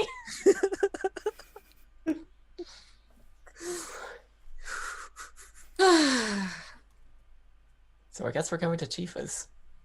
Caelum leans over to Arjan and just says, I didn't want to say anything, but even causing a distraction is aiding and abetting, so technically she's participating in a crime. Oh no. Okay. So, Cori and Gwen are going to stake out Tifa's place. The Or are cell. we gonna go talk to her? It's up to you guys. She knows what she did. Sorry. What do you want to do? Gwen is okay with talking to her. Okay, let's go talk to her. Did y'all want me to come with this? Sure, let's bring Would the you- party. If we're gonna do Zone of Truth, you probably should come. Okay. Caelum, Caelum, do you want to come? Who's gonna mind the shop? we don't have anything that we can sell. Technically, we have 10 acid vials and 1 potion of vitality. Caelum, do you know how to run a shop? I could for about 10 minutes. What? Arjan should get a nosebleed. I've got a book. Why does this keep happening? It's all the acid in your throat, like it probably pops up into your nose a little bit. It's I drying don't out know. your sinuses. I'm kind of concerned about the fabric of reality, but that's. I Oh, mean, like the sky. Arjan, if we're gonna be open today, do we have a list of prices for the acid vial and the potion? The acid vials are 25 gold pieces, and the potion of vitality is 25,000 gold pieces. Holy fuck. I don't feel comfortable haggling the potion of vitality, so I'll just put this in a little safe, and we have acid vials for sale. They're organic. They're organic. Okay. Don't drink them. Sounds good. So, Caelum, you and Cybra are going to be watching over the shop today. And then the other three of our heroes are going to go over to the cell sales base and confront Tifa about the situation that she seems to have found herself in. And as you guys go over, Cori, you recognize some of the individuals kind of milling about. The three humans that you had met previously, or at least passed by, are all now wearing cell sale regalia. It seems like the two individuals that were arguing as to whether or not they should actually join up with Tifa have resigned themselves to her cause. And you see one of them just going, "All right, it's ham day. You know what that means." And the other character just raises up his hand and says, "Ham for dinner!" And they begin just walking off, seeming very, very excited about the prospect of ham today. Aw. And when you go inside, the half-orc attendant that's sitting downstairs looks at the three of you and says, Can I help you with anything? Yes, we'd like to speak with Tifa, please. Cori's putting her hair up in a ponytail. May I ask who would like to speak with her? Gwen Stompfoot. The proprietors of Dragon's Draughts. We're here to discuss our business arrangement, how to collect on that. He leans back and just puts his hand up to his mouth and says, "Tifa! You have people from Gwen Stompfoot is here!" And you hear, "Who? Stompfoot! Just send him up!" And the half-orc motions for you guys to go upstairs. Cori, you've been this path before, and the three of you see her door that is labeled with "Bad Bitch" on the front. Then opens up, and as previously, she's sitting with her feet up on the desk, and says, "I did not think I was going to be seeing you all for quite some time. Cori, welcome. Arjan, welcome. And how's it going, Tiny Terror?" And Tifa puts her hands up for you to give her nucks. Gwen instinctively does nucks, and then she's like, "Shit." No, hey, so, last time we hung out, right? Like, you... Cori puts out a hand. Oh. And then she just snaps her fingers and casts Zone of Truth. Okay. Tifa just looks at you. Mm-hmm. What the fuck? Why would you do this? What? Did the magic thing. Like, I saw you do it. I mean, I'm not being secretive about it at all. Is there It's a just- reason? Standard practice for when we're talking business. No, see, you didn't do that last time. I know that's not standard practice. Otherwise, you would have been I forgot I had standard. this spell last time. I just want to know, Also, I already know. Gwen, you and Arjan also need to make saving throws. I'm going to choose to fail it, if that's okay. Wisdom save? Yes. 19. Add 3. 22. And then, Cori, you need to make a wisdom save as well, I believe, while inside the zone. I mean, I'm pretty sure. Yeah, that's true. It's actually charisma save, you guys. Oh. You guys. 16. 16 makes it, and I got a holy fuck. I got a dirty 20. Tifa got a 1, so she super failed. Oh, I was going to make her do an 8. Yeah, I mean... But no, that's fine. She yeah, can just keep it. She failed. I mean, technically, I have to call it before she makes the roll. So. Okay, all right. Well, I know. I just want my beer back, or I want my alcohol back. It's gone. Gwen's eye twitches. It's what? It's gone. Gone where? Well, I had some, you had some, I had some, you had some. Cori had some. And bottles aren't limitless. They don't I just know stop, whether keep going. I'm sorry. I know whether or not she succeeded or failed on her save. Yeah, she failed. Okay, great. Oh, she's telling the truth. Cori? Hmm? You had some? When did she have some? The other day when we were working out our business meeting. That's right, we were talking business. Why didn't you get my alcohol back then, Cori? She looks And Olivia. looks at Tifa. And she just looks back and forth and she's like,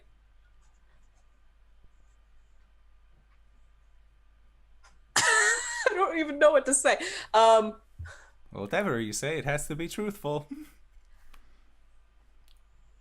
I didn't fail my save, you little shit.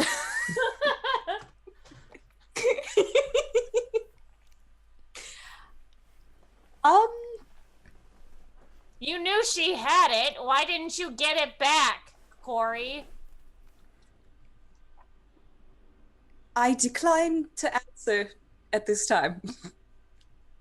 So is this how you always do business operations? I already give you money, and we already work out the deal, and then you come back to my establishment, start throwing around magical spells, making accusations?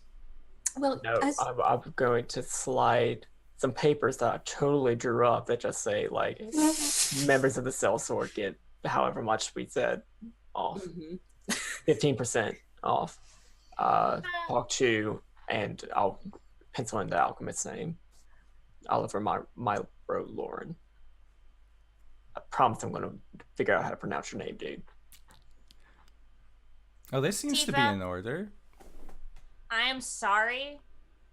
I'm not happy that you took my alcohol. I know there was confusion, and I know I was very drunk. So I might have given it to you. I'm sorry that I came here so worked up. And I'm sorry that my friend has done this thing I didn't ask her to do. Is Gwen being truthful? She chose to fail. she never asked. She did never ask me to do this. I'm out. And Gwen just walks out the door. It was nice seeing you, Gwen. Bye, Tifa. She's nice. Isn't she though? She was very concerned about this, and we had to get this all taken care of. Anyway, thank you for seeing us. Goodbye. She walks out. Have a good rest of your day. Thank you for the vouchers. She just walks out. waves at you confusedly. But yeah, you guys make your way outside.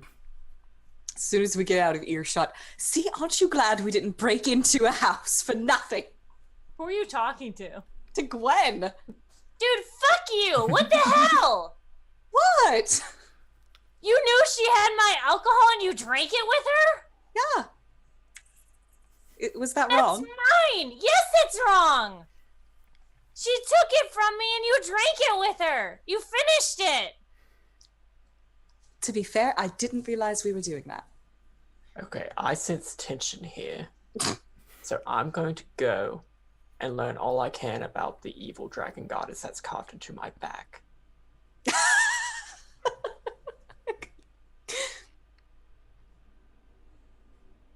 Why didn't you tell me? I didn't even know she had it until like yesterday. I honestly didn't know that you didn't know.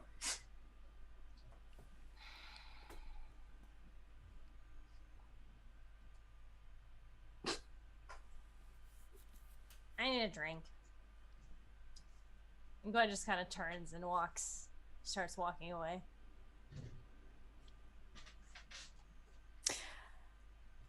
I wasn't prepared for this.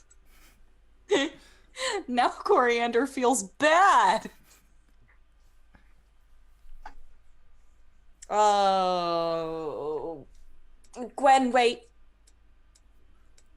Gwen slows down but doesn't stop. Can I buy you a drink? You know what, Gwen? Cori, it's fine. It's fine. It's not fine. I've betrayed your trust. It's fine. Cori will reach into her pocket and hand Gwen a couple of gold. It's like, here, have some drinks on me. Gwen's not gonna take it. I don't need your money, dude. I'll be fine. And she just turns and goes. I think Cori just watches her walk away and then turns around and looks at Arjan like, I don't know what I could have done. He went now. outie as soon as you left. guys started having this conversation. All right, Coriander's just left alone. And she just like looks around and she's like, I don't know what I could have done there. And I think she's just gonna wander off and think about that for a while. Okay.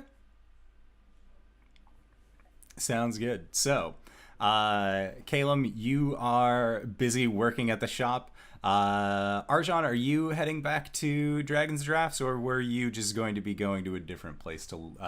Yes, I'm going to go back to Dragon's Drafts, and I would like to be able to spend 25 gold to make a potion, just a potion of healing, and also read the notes on Tiamat. Yeah, you're totally able to do that, no problem.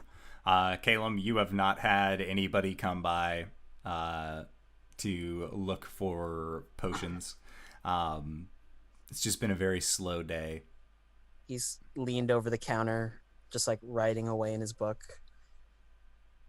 Tucks a stray strand of hair behind his ear, looks up at the door, looks back down and starts writing again. Yeah, and the first person who comes through the door is Arjan, having returned from this business meeting. Welcome to Oh. Hi, Arjan. I feel so welcome.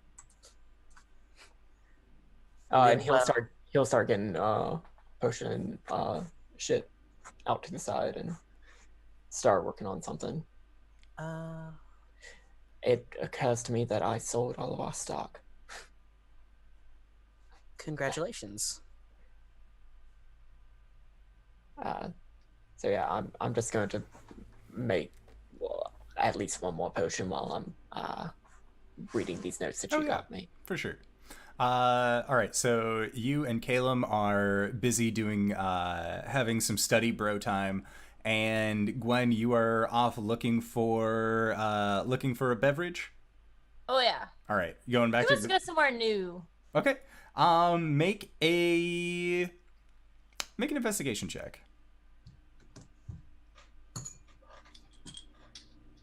I haven't had to roll yet.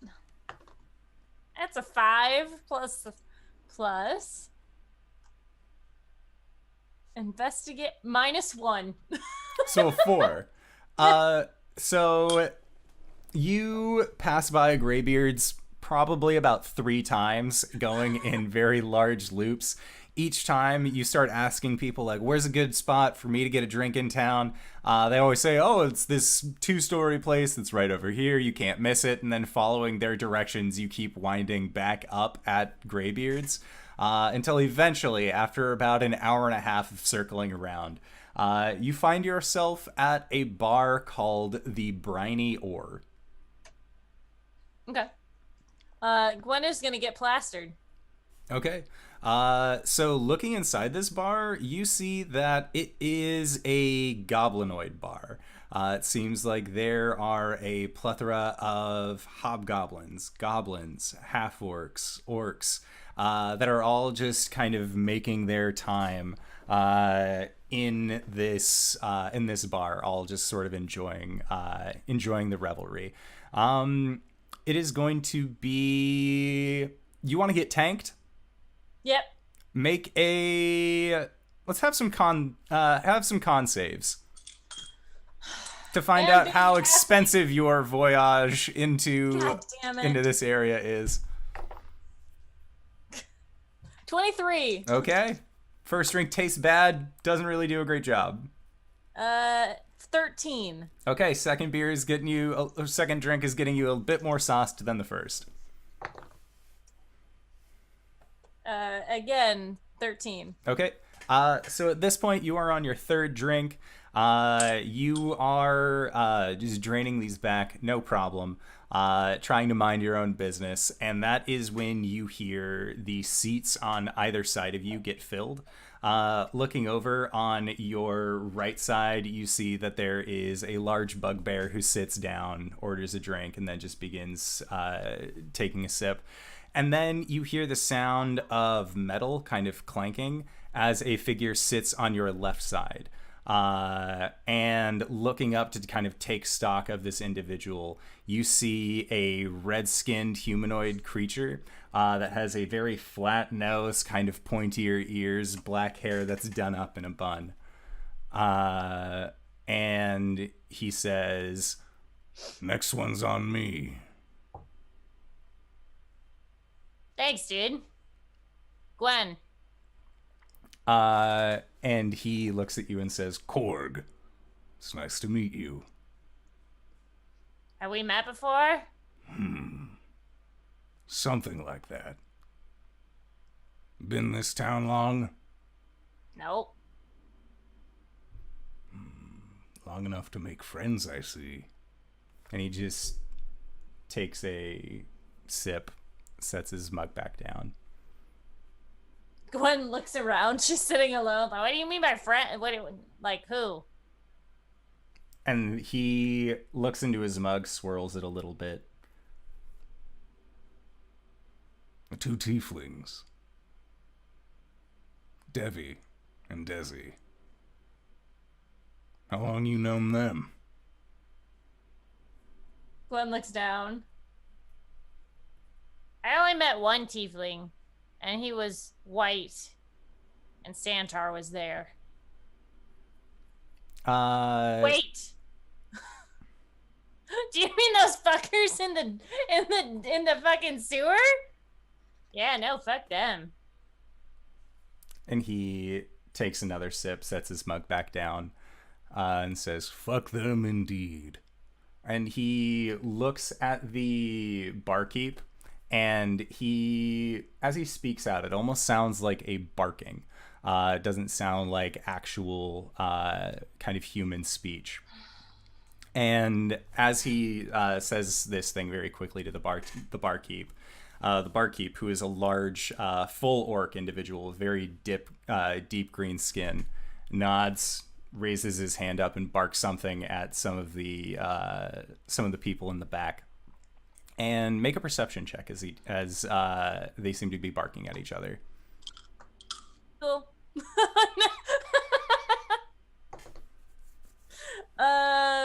What's Gwen's perception? +3, that's a 21. You see them lock the door. There are two bugbears that put a large wooden block over the door. And then both of them cross their arms and stand next to the door. And as your head is kind of turned back, this hobgoblin is actually going to bring his arm out, and he is going to try and knock you down onto the floor. Okay. Indoor, what the fuck? So he gets a 19 to hit. I think that hits. Yes, it does hit. I don't know why I said I think that hits. Okay. So I don't have anyone who has a AC that high. all right. Go ahead. So you get knocked onto the ground, and that is when you start hearing loud, shrillish shrieks coming from the goblins that were not only up in the rafters, but were also sitting at tables enjoying their drinks. And the hobgoblin that had knocked you down on the ground puts his fingers up 2 at a time and then points down at you and barks something out. And that is when you are surrounded by these individuals, and you can feel blows coming onto you from every direction. They are just punching and kicking and scraping and pulling at hair and doing everything they can to try and injure you. There is a point where they are all just standing around kind of kicking you on the ground. And even if you try and rage, there are enough of them that they are still going to overwhelm you, and you know this. And one of the last things that you see before your vision goes black is this hobgoblin bring up a large metal boot and actually stomps down onto you and says, and as your vision kind of goes black, you hear, How's that for Stumpfoot? Wait, how did he know my name? I didn't say my name. These bastards. No. How dare you, Arsqueef? How dare you? We don't do that here. So, Cori, what are you doing at this time? So, Cori! I know what I want Cori to be doing, but I can't metagame this. She's feeling bad. She's feeling bad. She's gonna summon Ambleforth Okay. and see if she got any mail. You do not see any postage on Ambleforth at this time. Okay. He brought you back a really nice looking flower, though. Oh, Ambleforth, you're so nice. Oh, god damn it. Oh, it's adorable.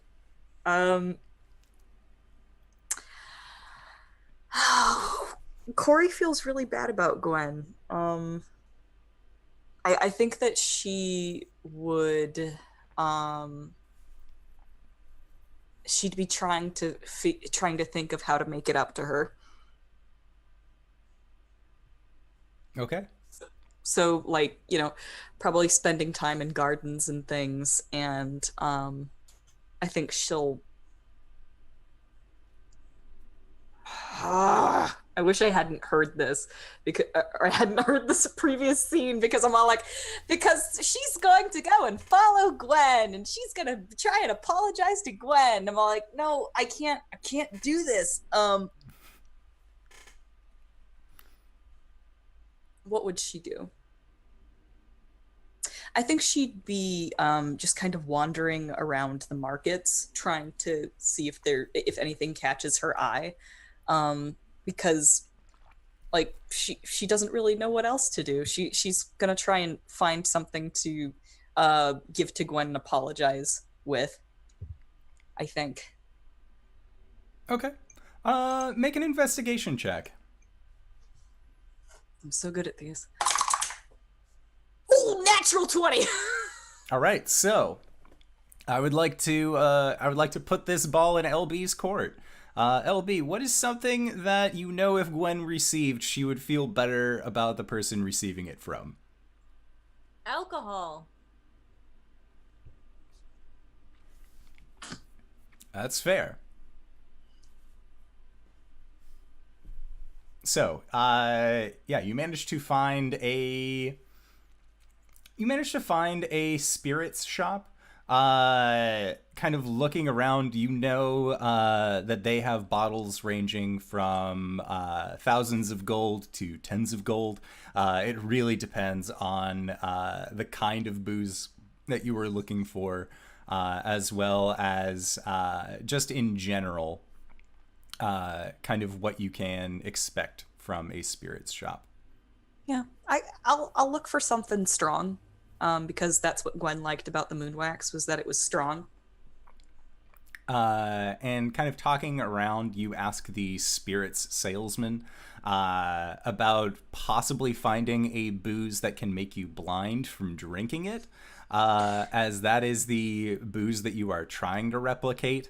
And the closest thing that this individual has is a tall bottle of what looks like a very green viscous liquid that looks like it has a snake actually inside of the bottle. Do you realize that there's a snake in there? It's supposed to be. But it increases the potency. Little bit of poison never hurt nobody. I mean, I suppose that's kind of the point. What's it called? This is snake's grass. Snake's grass. There's always a little bit of danger lying in wait, don't you know? And he kind of I tilts his glasses towards you. I see. What sorts of dangers exactly? Well, mild hallucinations, vomiting, potential of blindness. Prolonged effects may include a disassociation with reality, small holes in your brain. My. Yes, there are a few things. Could I possibly taste it? We don't really have one open for samplers. I see. And opening it would kind of ruin the whole bottle, but That's all right. It sounds like exactly what my friend would be looking for. oh, And if it's as good as you say, then the taste won't matter for more than the first few seconds. it usually takes about 6 seconds to really course its way through. At least the initial effects. Now, if you're looking for a bottle of that, it's 50 gold. Do you have anything that's worth about half of that? We do. What kind are you looking for? Something strong. Just something strong and novel. Novel, huh? And he begins kind of poking around through the bottles of the shop, just saying, cheap and strong, and novelty. Until eventually he comes back with what looks like a humanoid skull. If it was much longer, you can see that the jawbone kind of extends outward, the teeth are much longer, and it seems almost more like a troll skull. And you see that there is a cork kind of up in the top of the back, and he says, well, this'll get you rightly fucked up if that's what you're looking for. That's what I am looking for. The regenerative degenerate. and he kind of sloshes it around a little bit, and you can just hear that there is liquid kind of coursing through it. What does this one do? Oh, this one. Well, what it can do is that it can get you where you need to go, particularly if where your destination is out of your own skull for at least a half hour or so. If you're looking for something that'll make you go blind, I don't think that this is going to be necessarily the thing for you, but in the right circumstances, this alcohol has been known to fill itself back up as part of the regenerative process of being inside of this troll skull. Oh, that's amazing. All right. So how much for this? This is going to be 40 gold pieces. Okay, I need to be straight with you here. I have 25 gold pieces on me right now. What can I get that is strong and costs 25 gold pieces, 6 silver, and 5 copper? This must be really important to you. Are you gonna lose your job or something? No, just a friend.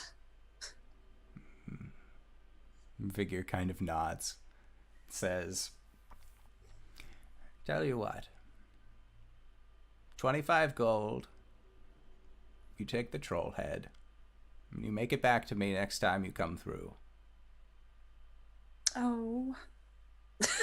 Coriander like tears up a little bit and she's like, that's really kind. It's good spirits here. That's what we try and sell, and that's also what we try and promote.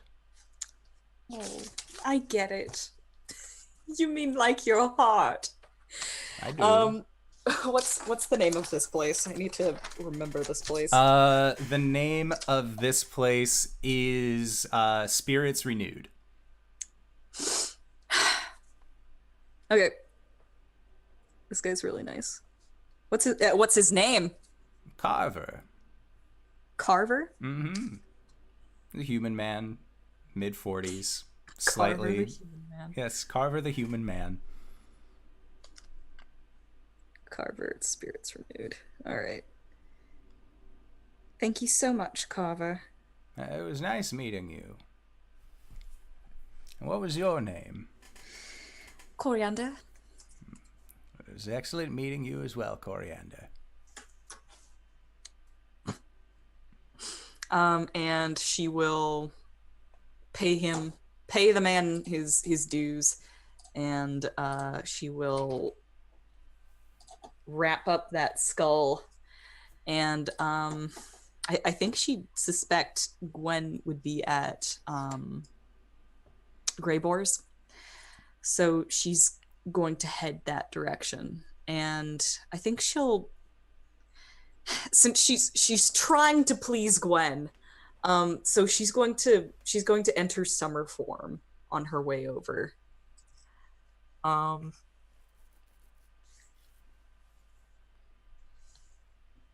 Okay. And she's gonna look for Gwen. All right, sounds good. Yeah, so you go to Greyboar's Tavern. Make a perception check as you kind of scan around. The dice gods giveth and the dice gods taketh away. It's a natural 1. All right. Yeah, so you do not notice anything out of the ordinary. You continue looking around. You kind of like go up to each individual table at Greyboar's, more just like in your summer form, just like, where's my halfling friend? Not here. Where's my halfling friend? Not here. Where's my halfling friend? Not here. And you go basically table by table, row by row, trying to find Gwen in the most obtrusive way that you possibly can. But you do not find her. She does not seem to be there. Okay. I'm gonna go to Greybeard. And when you show up, Greybeard! hey, Cori, how's Cori, right? Still Cori? Different? Yes. You? Okay, Where is cool. Gwen? With you, I thought. Obviously not. I mean, she came by here, yesterday and a couple days before. You haven't seen her today at all. No. I mean, I feel like if I had seen her, you would be seeing her too. She's very loud. Which I appreciate. Very lively. Without saying goodbye. Have a nice day. Thank you again. He's so cool. Now Coriander's taking to the streets. Okay. Sounds good. Make a investigation check. Ah! That fell on the floor. I'm just gonna roll a different dice. Oh! Oh, I don't have any negative stats, do I? 19. Okay. So it takes you a while of looking around the city. You feel like you've been at this for hours, and it's starting to get dark out now. And as you continue your investigation, you are on the east side of the island, the same, or at this point it would be the west side, as that's where Greyboar's Tavern is, as well as everything else. And as you continue to look around, you see, you actually pass by a group of these bugbears. And other smaller goblinoids that all just sort of seem to be talking amongst themselves. But as they pass you, there is a moment of recognition from one of these bugbears, and he just sort of squints his eyes at you and then barks to the others and then motions with his head, and then they all continue about your way. And you go over towards where you just see what looks to be a pile of refuse and garbage that's kind of tucked around a side corner, and you just see that the garbage starts to move, and you can start hearing more of a groaning sound. And the groaning sound sounds similar to your friend Gwen. Gwen? Oh, is this fucking trash? And Gwen, you awake inside of a burlap sack, surrounded by the most rank, smelly shit you possibly think that you have allowed your nose the pleasure of sniffing on. In a way, it reminds you of home, of being with the Goliaths, but the bag you are in has also been filled with garbage. And you are currently at the bottom of a garbage pile. Do I have all my weapons still? You do not.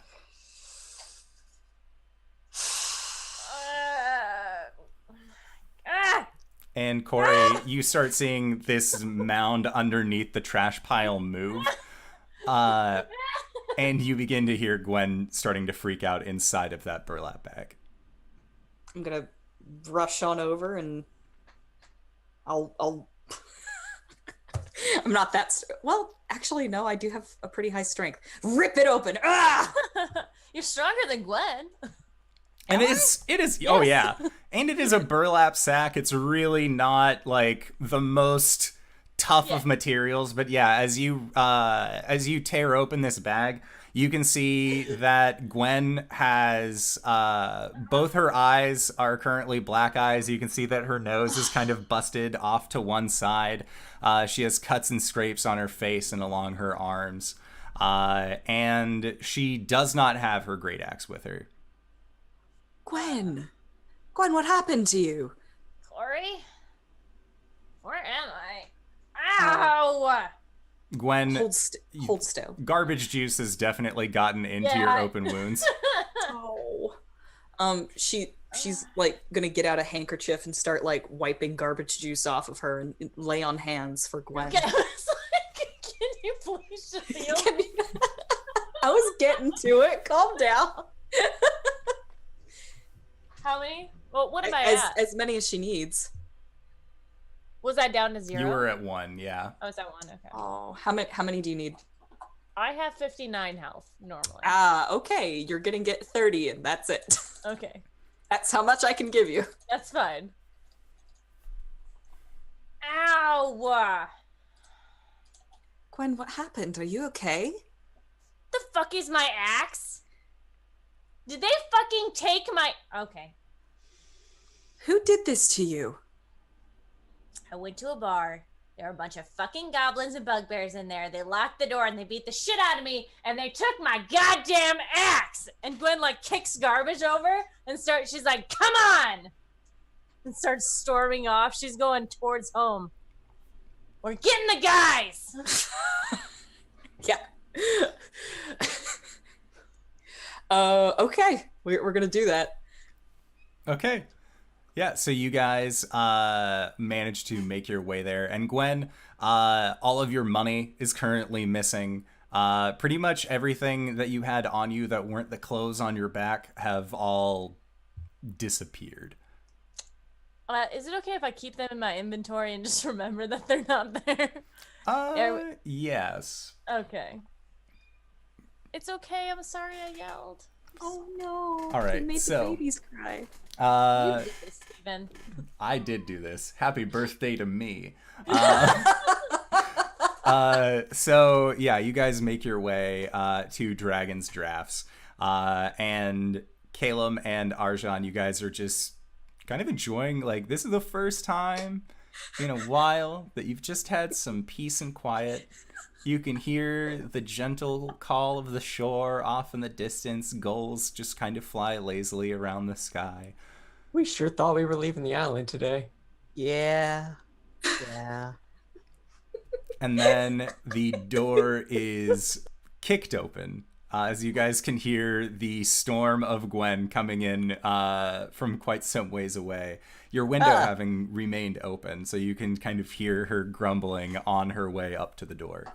Do we catch a whiff of her before we hear her? Make perception checks. You smell something? 11. 18. Caelum, you smell garbage as soon as the door opens. Arjan, you were still kind of working on your potion, so you're more getting potion fumes than you are actual garbage smell. Did we ever get the neighborhood leaflet for when trash day is? Goosh! Get your shit! We're going! Where? I still haven't gotten our alchemist. No, we We are can't going go. to kill some people. Who are we going to kill? The What? fuckers who beat me up and left me in a trash bag. Who beat you up and threw you in a trash bag? These fuckers at that bar down the street. I don't remember what it's called. I was tanked. Okay, I'll just. They thought that we were with those fucking tieflings in the sewer. So they beat me up and took my shit. So we're gonna go kill them and get it back. Gwen is very upset. It I isn't don't- She also Listen. looks very hurt, right? Yeah. She did get lay on hands, but it was more to make the really full black eyes recede more. Her nose got straightened out, but you can still see that there is a little bit of scar tissue that has kind of gone onto the nose from where the break happened. Same with a lot of the cuts and scrapes on her arms. They just look like fresh scars. Moonen's gonna boop her and heal. Ooh. 6, 7. I imagine while Coriander was doing the lay on hands, she actually set her nose. Gwen heal for 16.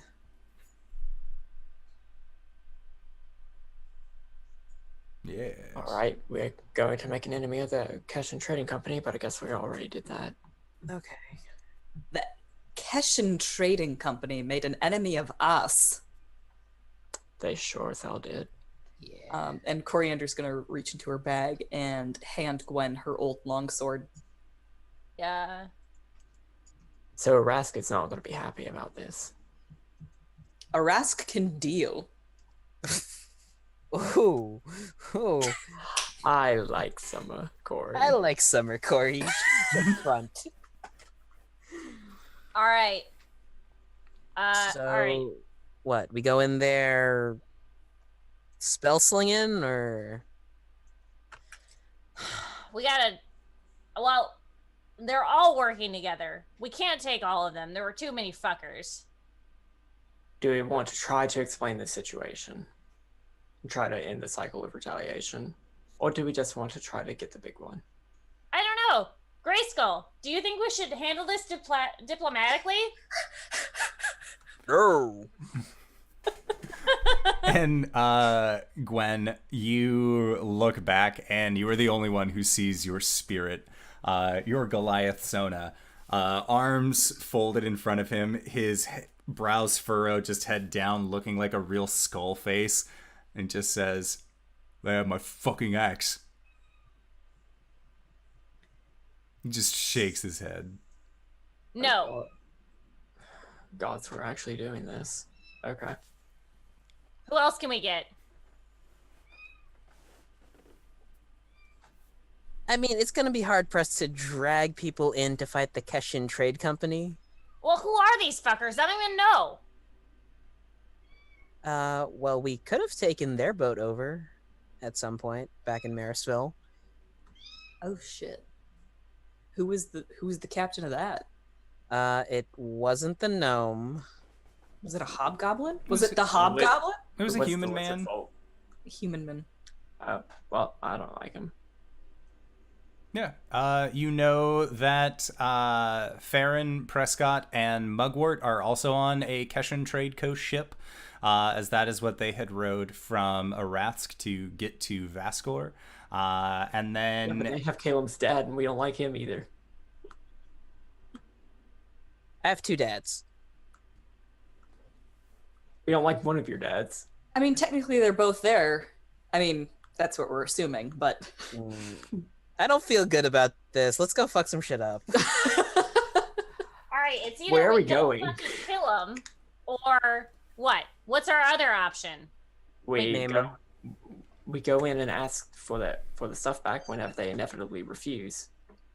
We start shooting and hurting. Okay, I'm not gonna lie. Like, the 3 of us cannot take them on. I couldn't take them on, and I do, you know, like probably 50% of the like actual physical fighting. there are 4 of us. What did I say? 3. Sorry. Fuck. God damn it, Mina. Well, okay. I mean, like, I literally want to kill them. Do you remember who fucked you up? They all did. Well, you think one guy's just gonna take me on and beat me? Which I'm not gonna say it. ones? It was that fucker, that the demon looking one with the The redskin one. The redskin. Do I know what a hobgoblin is? yeah, The hobgoblin. Yeah. He orchestrated the whole goddamn thing. How did they know my name? Did you tell them your name? I told them my name was Gwen, but he called me Stompfoot before he stomped me in the face with his foot. We need to get your axe back. Yeah, we do. And then you can ask questions. Or fuck them up and then ask questions. Frick them up and then ask questions. We're just gonna go to the bar and try and do this? If they're even still at the bar, but it's a good starting point. All right, fuck it. Glenn starts walking. okay. So you guys are going back to the briny ore. And we are bringing Cyber, right? Yeah. Okay. Gwen is riding atop Cybra, as walking in general is just not the best right now, but I mean, I'm at 47. Ow. Fuck. God. Why? 46. yeah, so you guys end up going with Cybra over towards the briny ore. Make a investigation check to make your way back there. I'll assist. 13. Okay. Yeah, so with a 13, you guys manage to make it there in maybe about 20 minutes. But when you arrive at the door, you see that there is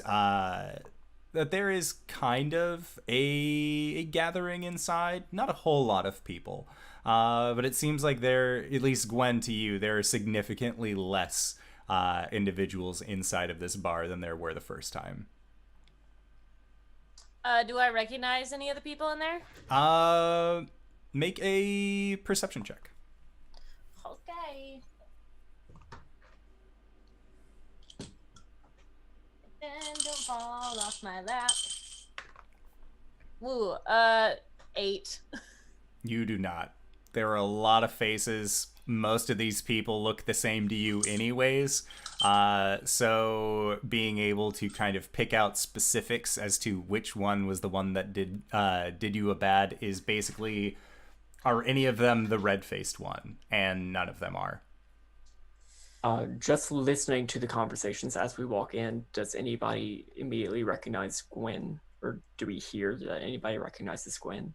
What languages do you speak? I speak, Draconic is probably the only other one. Draconic, Infernal, and Abyssal. Okay. As you come in and you start, you begin your active listening, it seems like Common isn't really being spoken in this bar very much. It seemed like there are, if anything, quieter barks. You can see some of them doing hand movements towards each other, towards ones that are on other ends of the table, and then they kind of respond with hand motions while they're speaking. You know that is similar to Thieves' Cant, the language that roguish types use to kind of communicate with each other, but there is no discernible way for you to understand their communication while in this bar. Cool. And you see several of them look up at Gwen as she enters the bar and then just seem to kind of go back to their drinks. Just more of like taking stock of your guys' group, as you seem very colorful and different compared to the individuals that usually frequent this bar. Coriander's going to beeline to the guy behind the bar. And it's this full orc figure, 2 large tusks, deep green skin. And he says, How can I help you? Looking for a drink? My friend here came in here earlier, and she made some friends. Were you here? To gesture to Gwen. And he leans down. Never seen her before in my life. Okay, I'm going to cast Zone of Truth, which is to say I'm going to grab him by the shirt collar and say, you want to try that again? So as you grab him by the shirt collar and say, would you like to try again, you hear the sound of a good half dozen chairs being pushed back as individuals suddenly stand to their feet. You hear that there are some weapons being drawn behind you as well. And he looks at you and says, Take your hands off of me, lest you lose them. I'll take my hands off of you after I get an answer. And he grabs your hand and attempts to just remove it from his collar. I'm not letting go.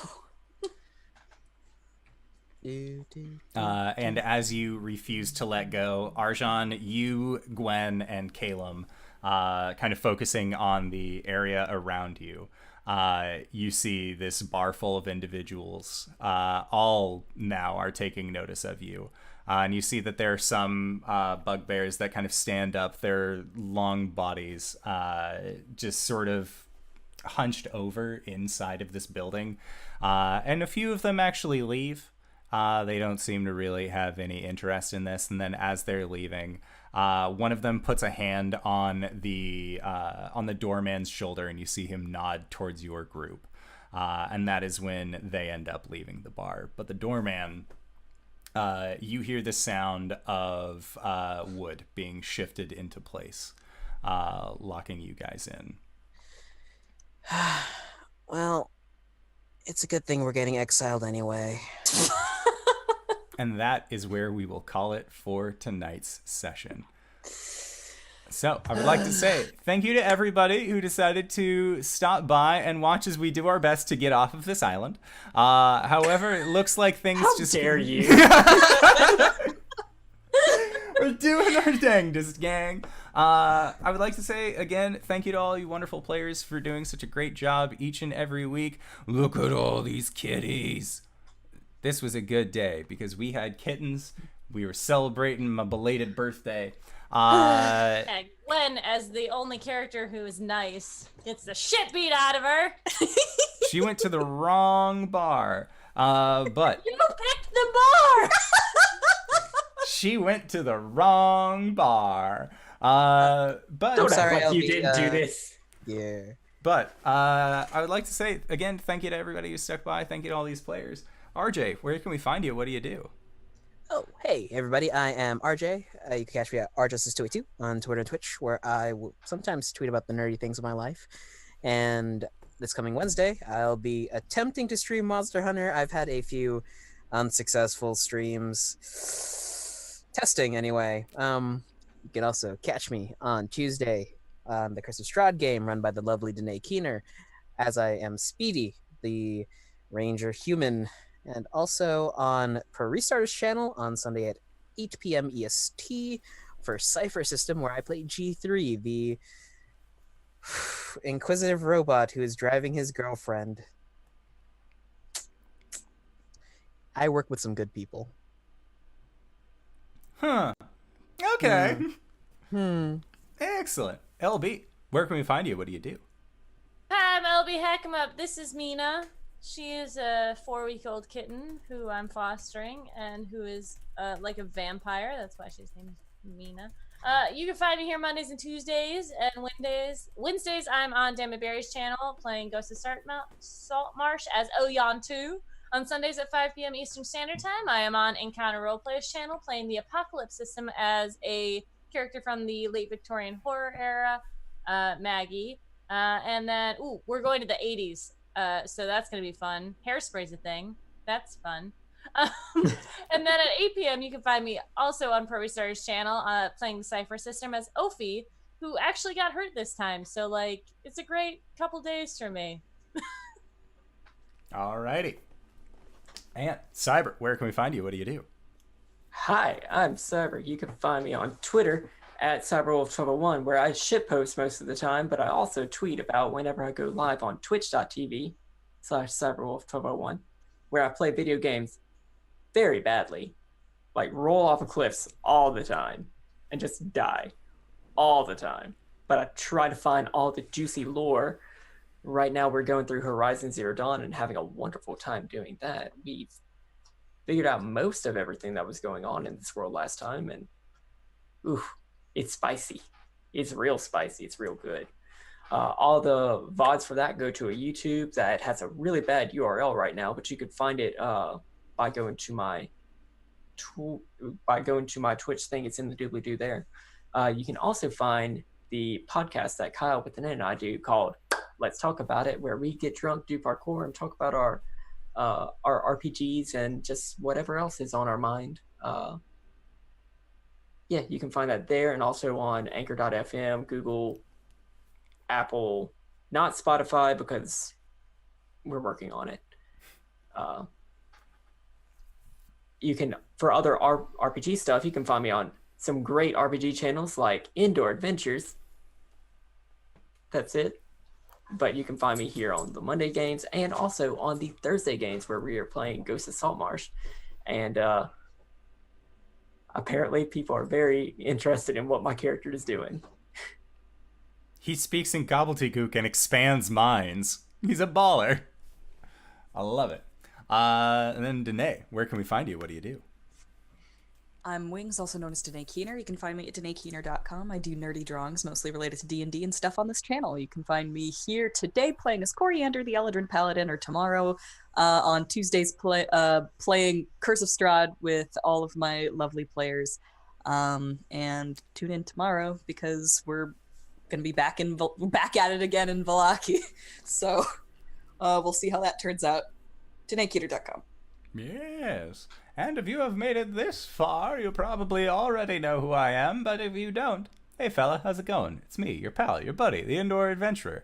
Here, Monday, Tuesday, Wednesday, Thursday, at 5:30 p.m. Pacific Standard Time. You can either catch our VODs at twitch.tv/indooradventures, youtube.com/indooradventures, anchor.fm/indooradventures, or you can go to Podbean, where sometimes I accidentally post the audio cast early. So hey, if you're looking for some good early content, check it out on Podbean, because for some reason I have a hard time setting the release date there compared to Anchor.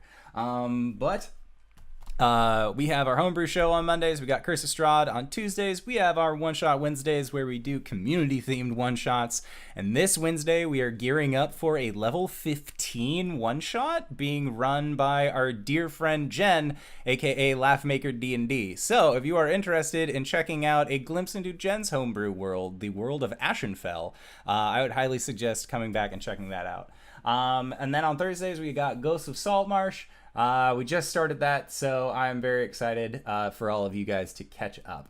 We are also releasing recap videos, so if you are checking out Indoor Adventures and say to yourself, 41 episodes, man, ain't nobody got time for that. I understand, and we are working on recaps, so that way you guys can be the most up to date without missing any of our story beats. With that in mind, guys, thank you so much for playing again. Thank you to everybody who decided to stop by. And until next time, we will see you guys later. All right, everybody. Bye-bye.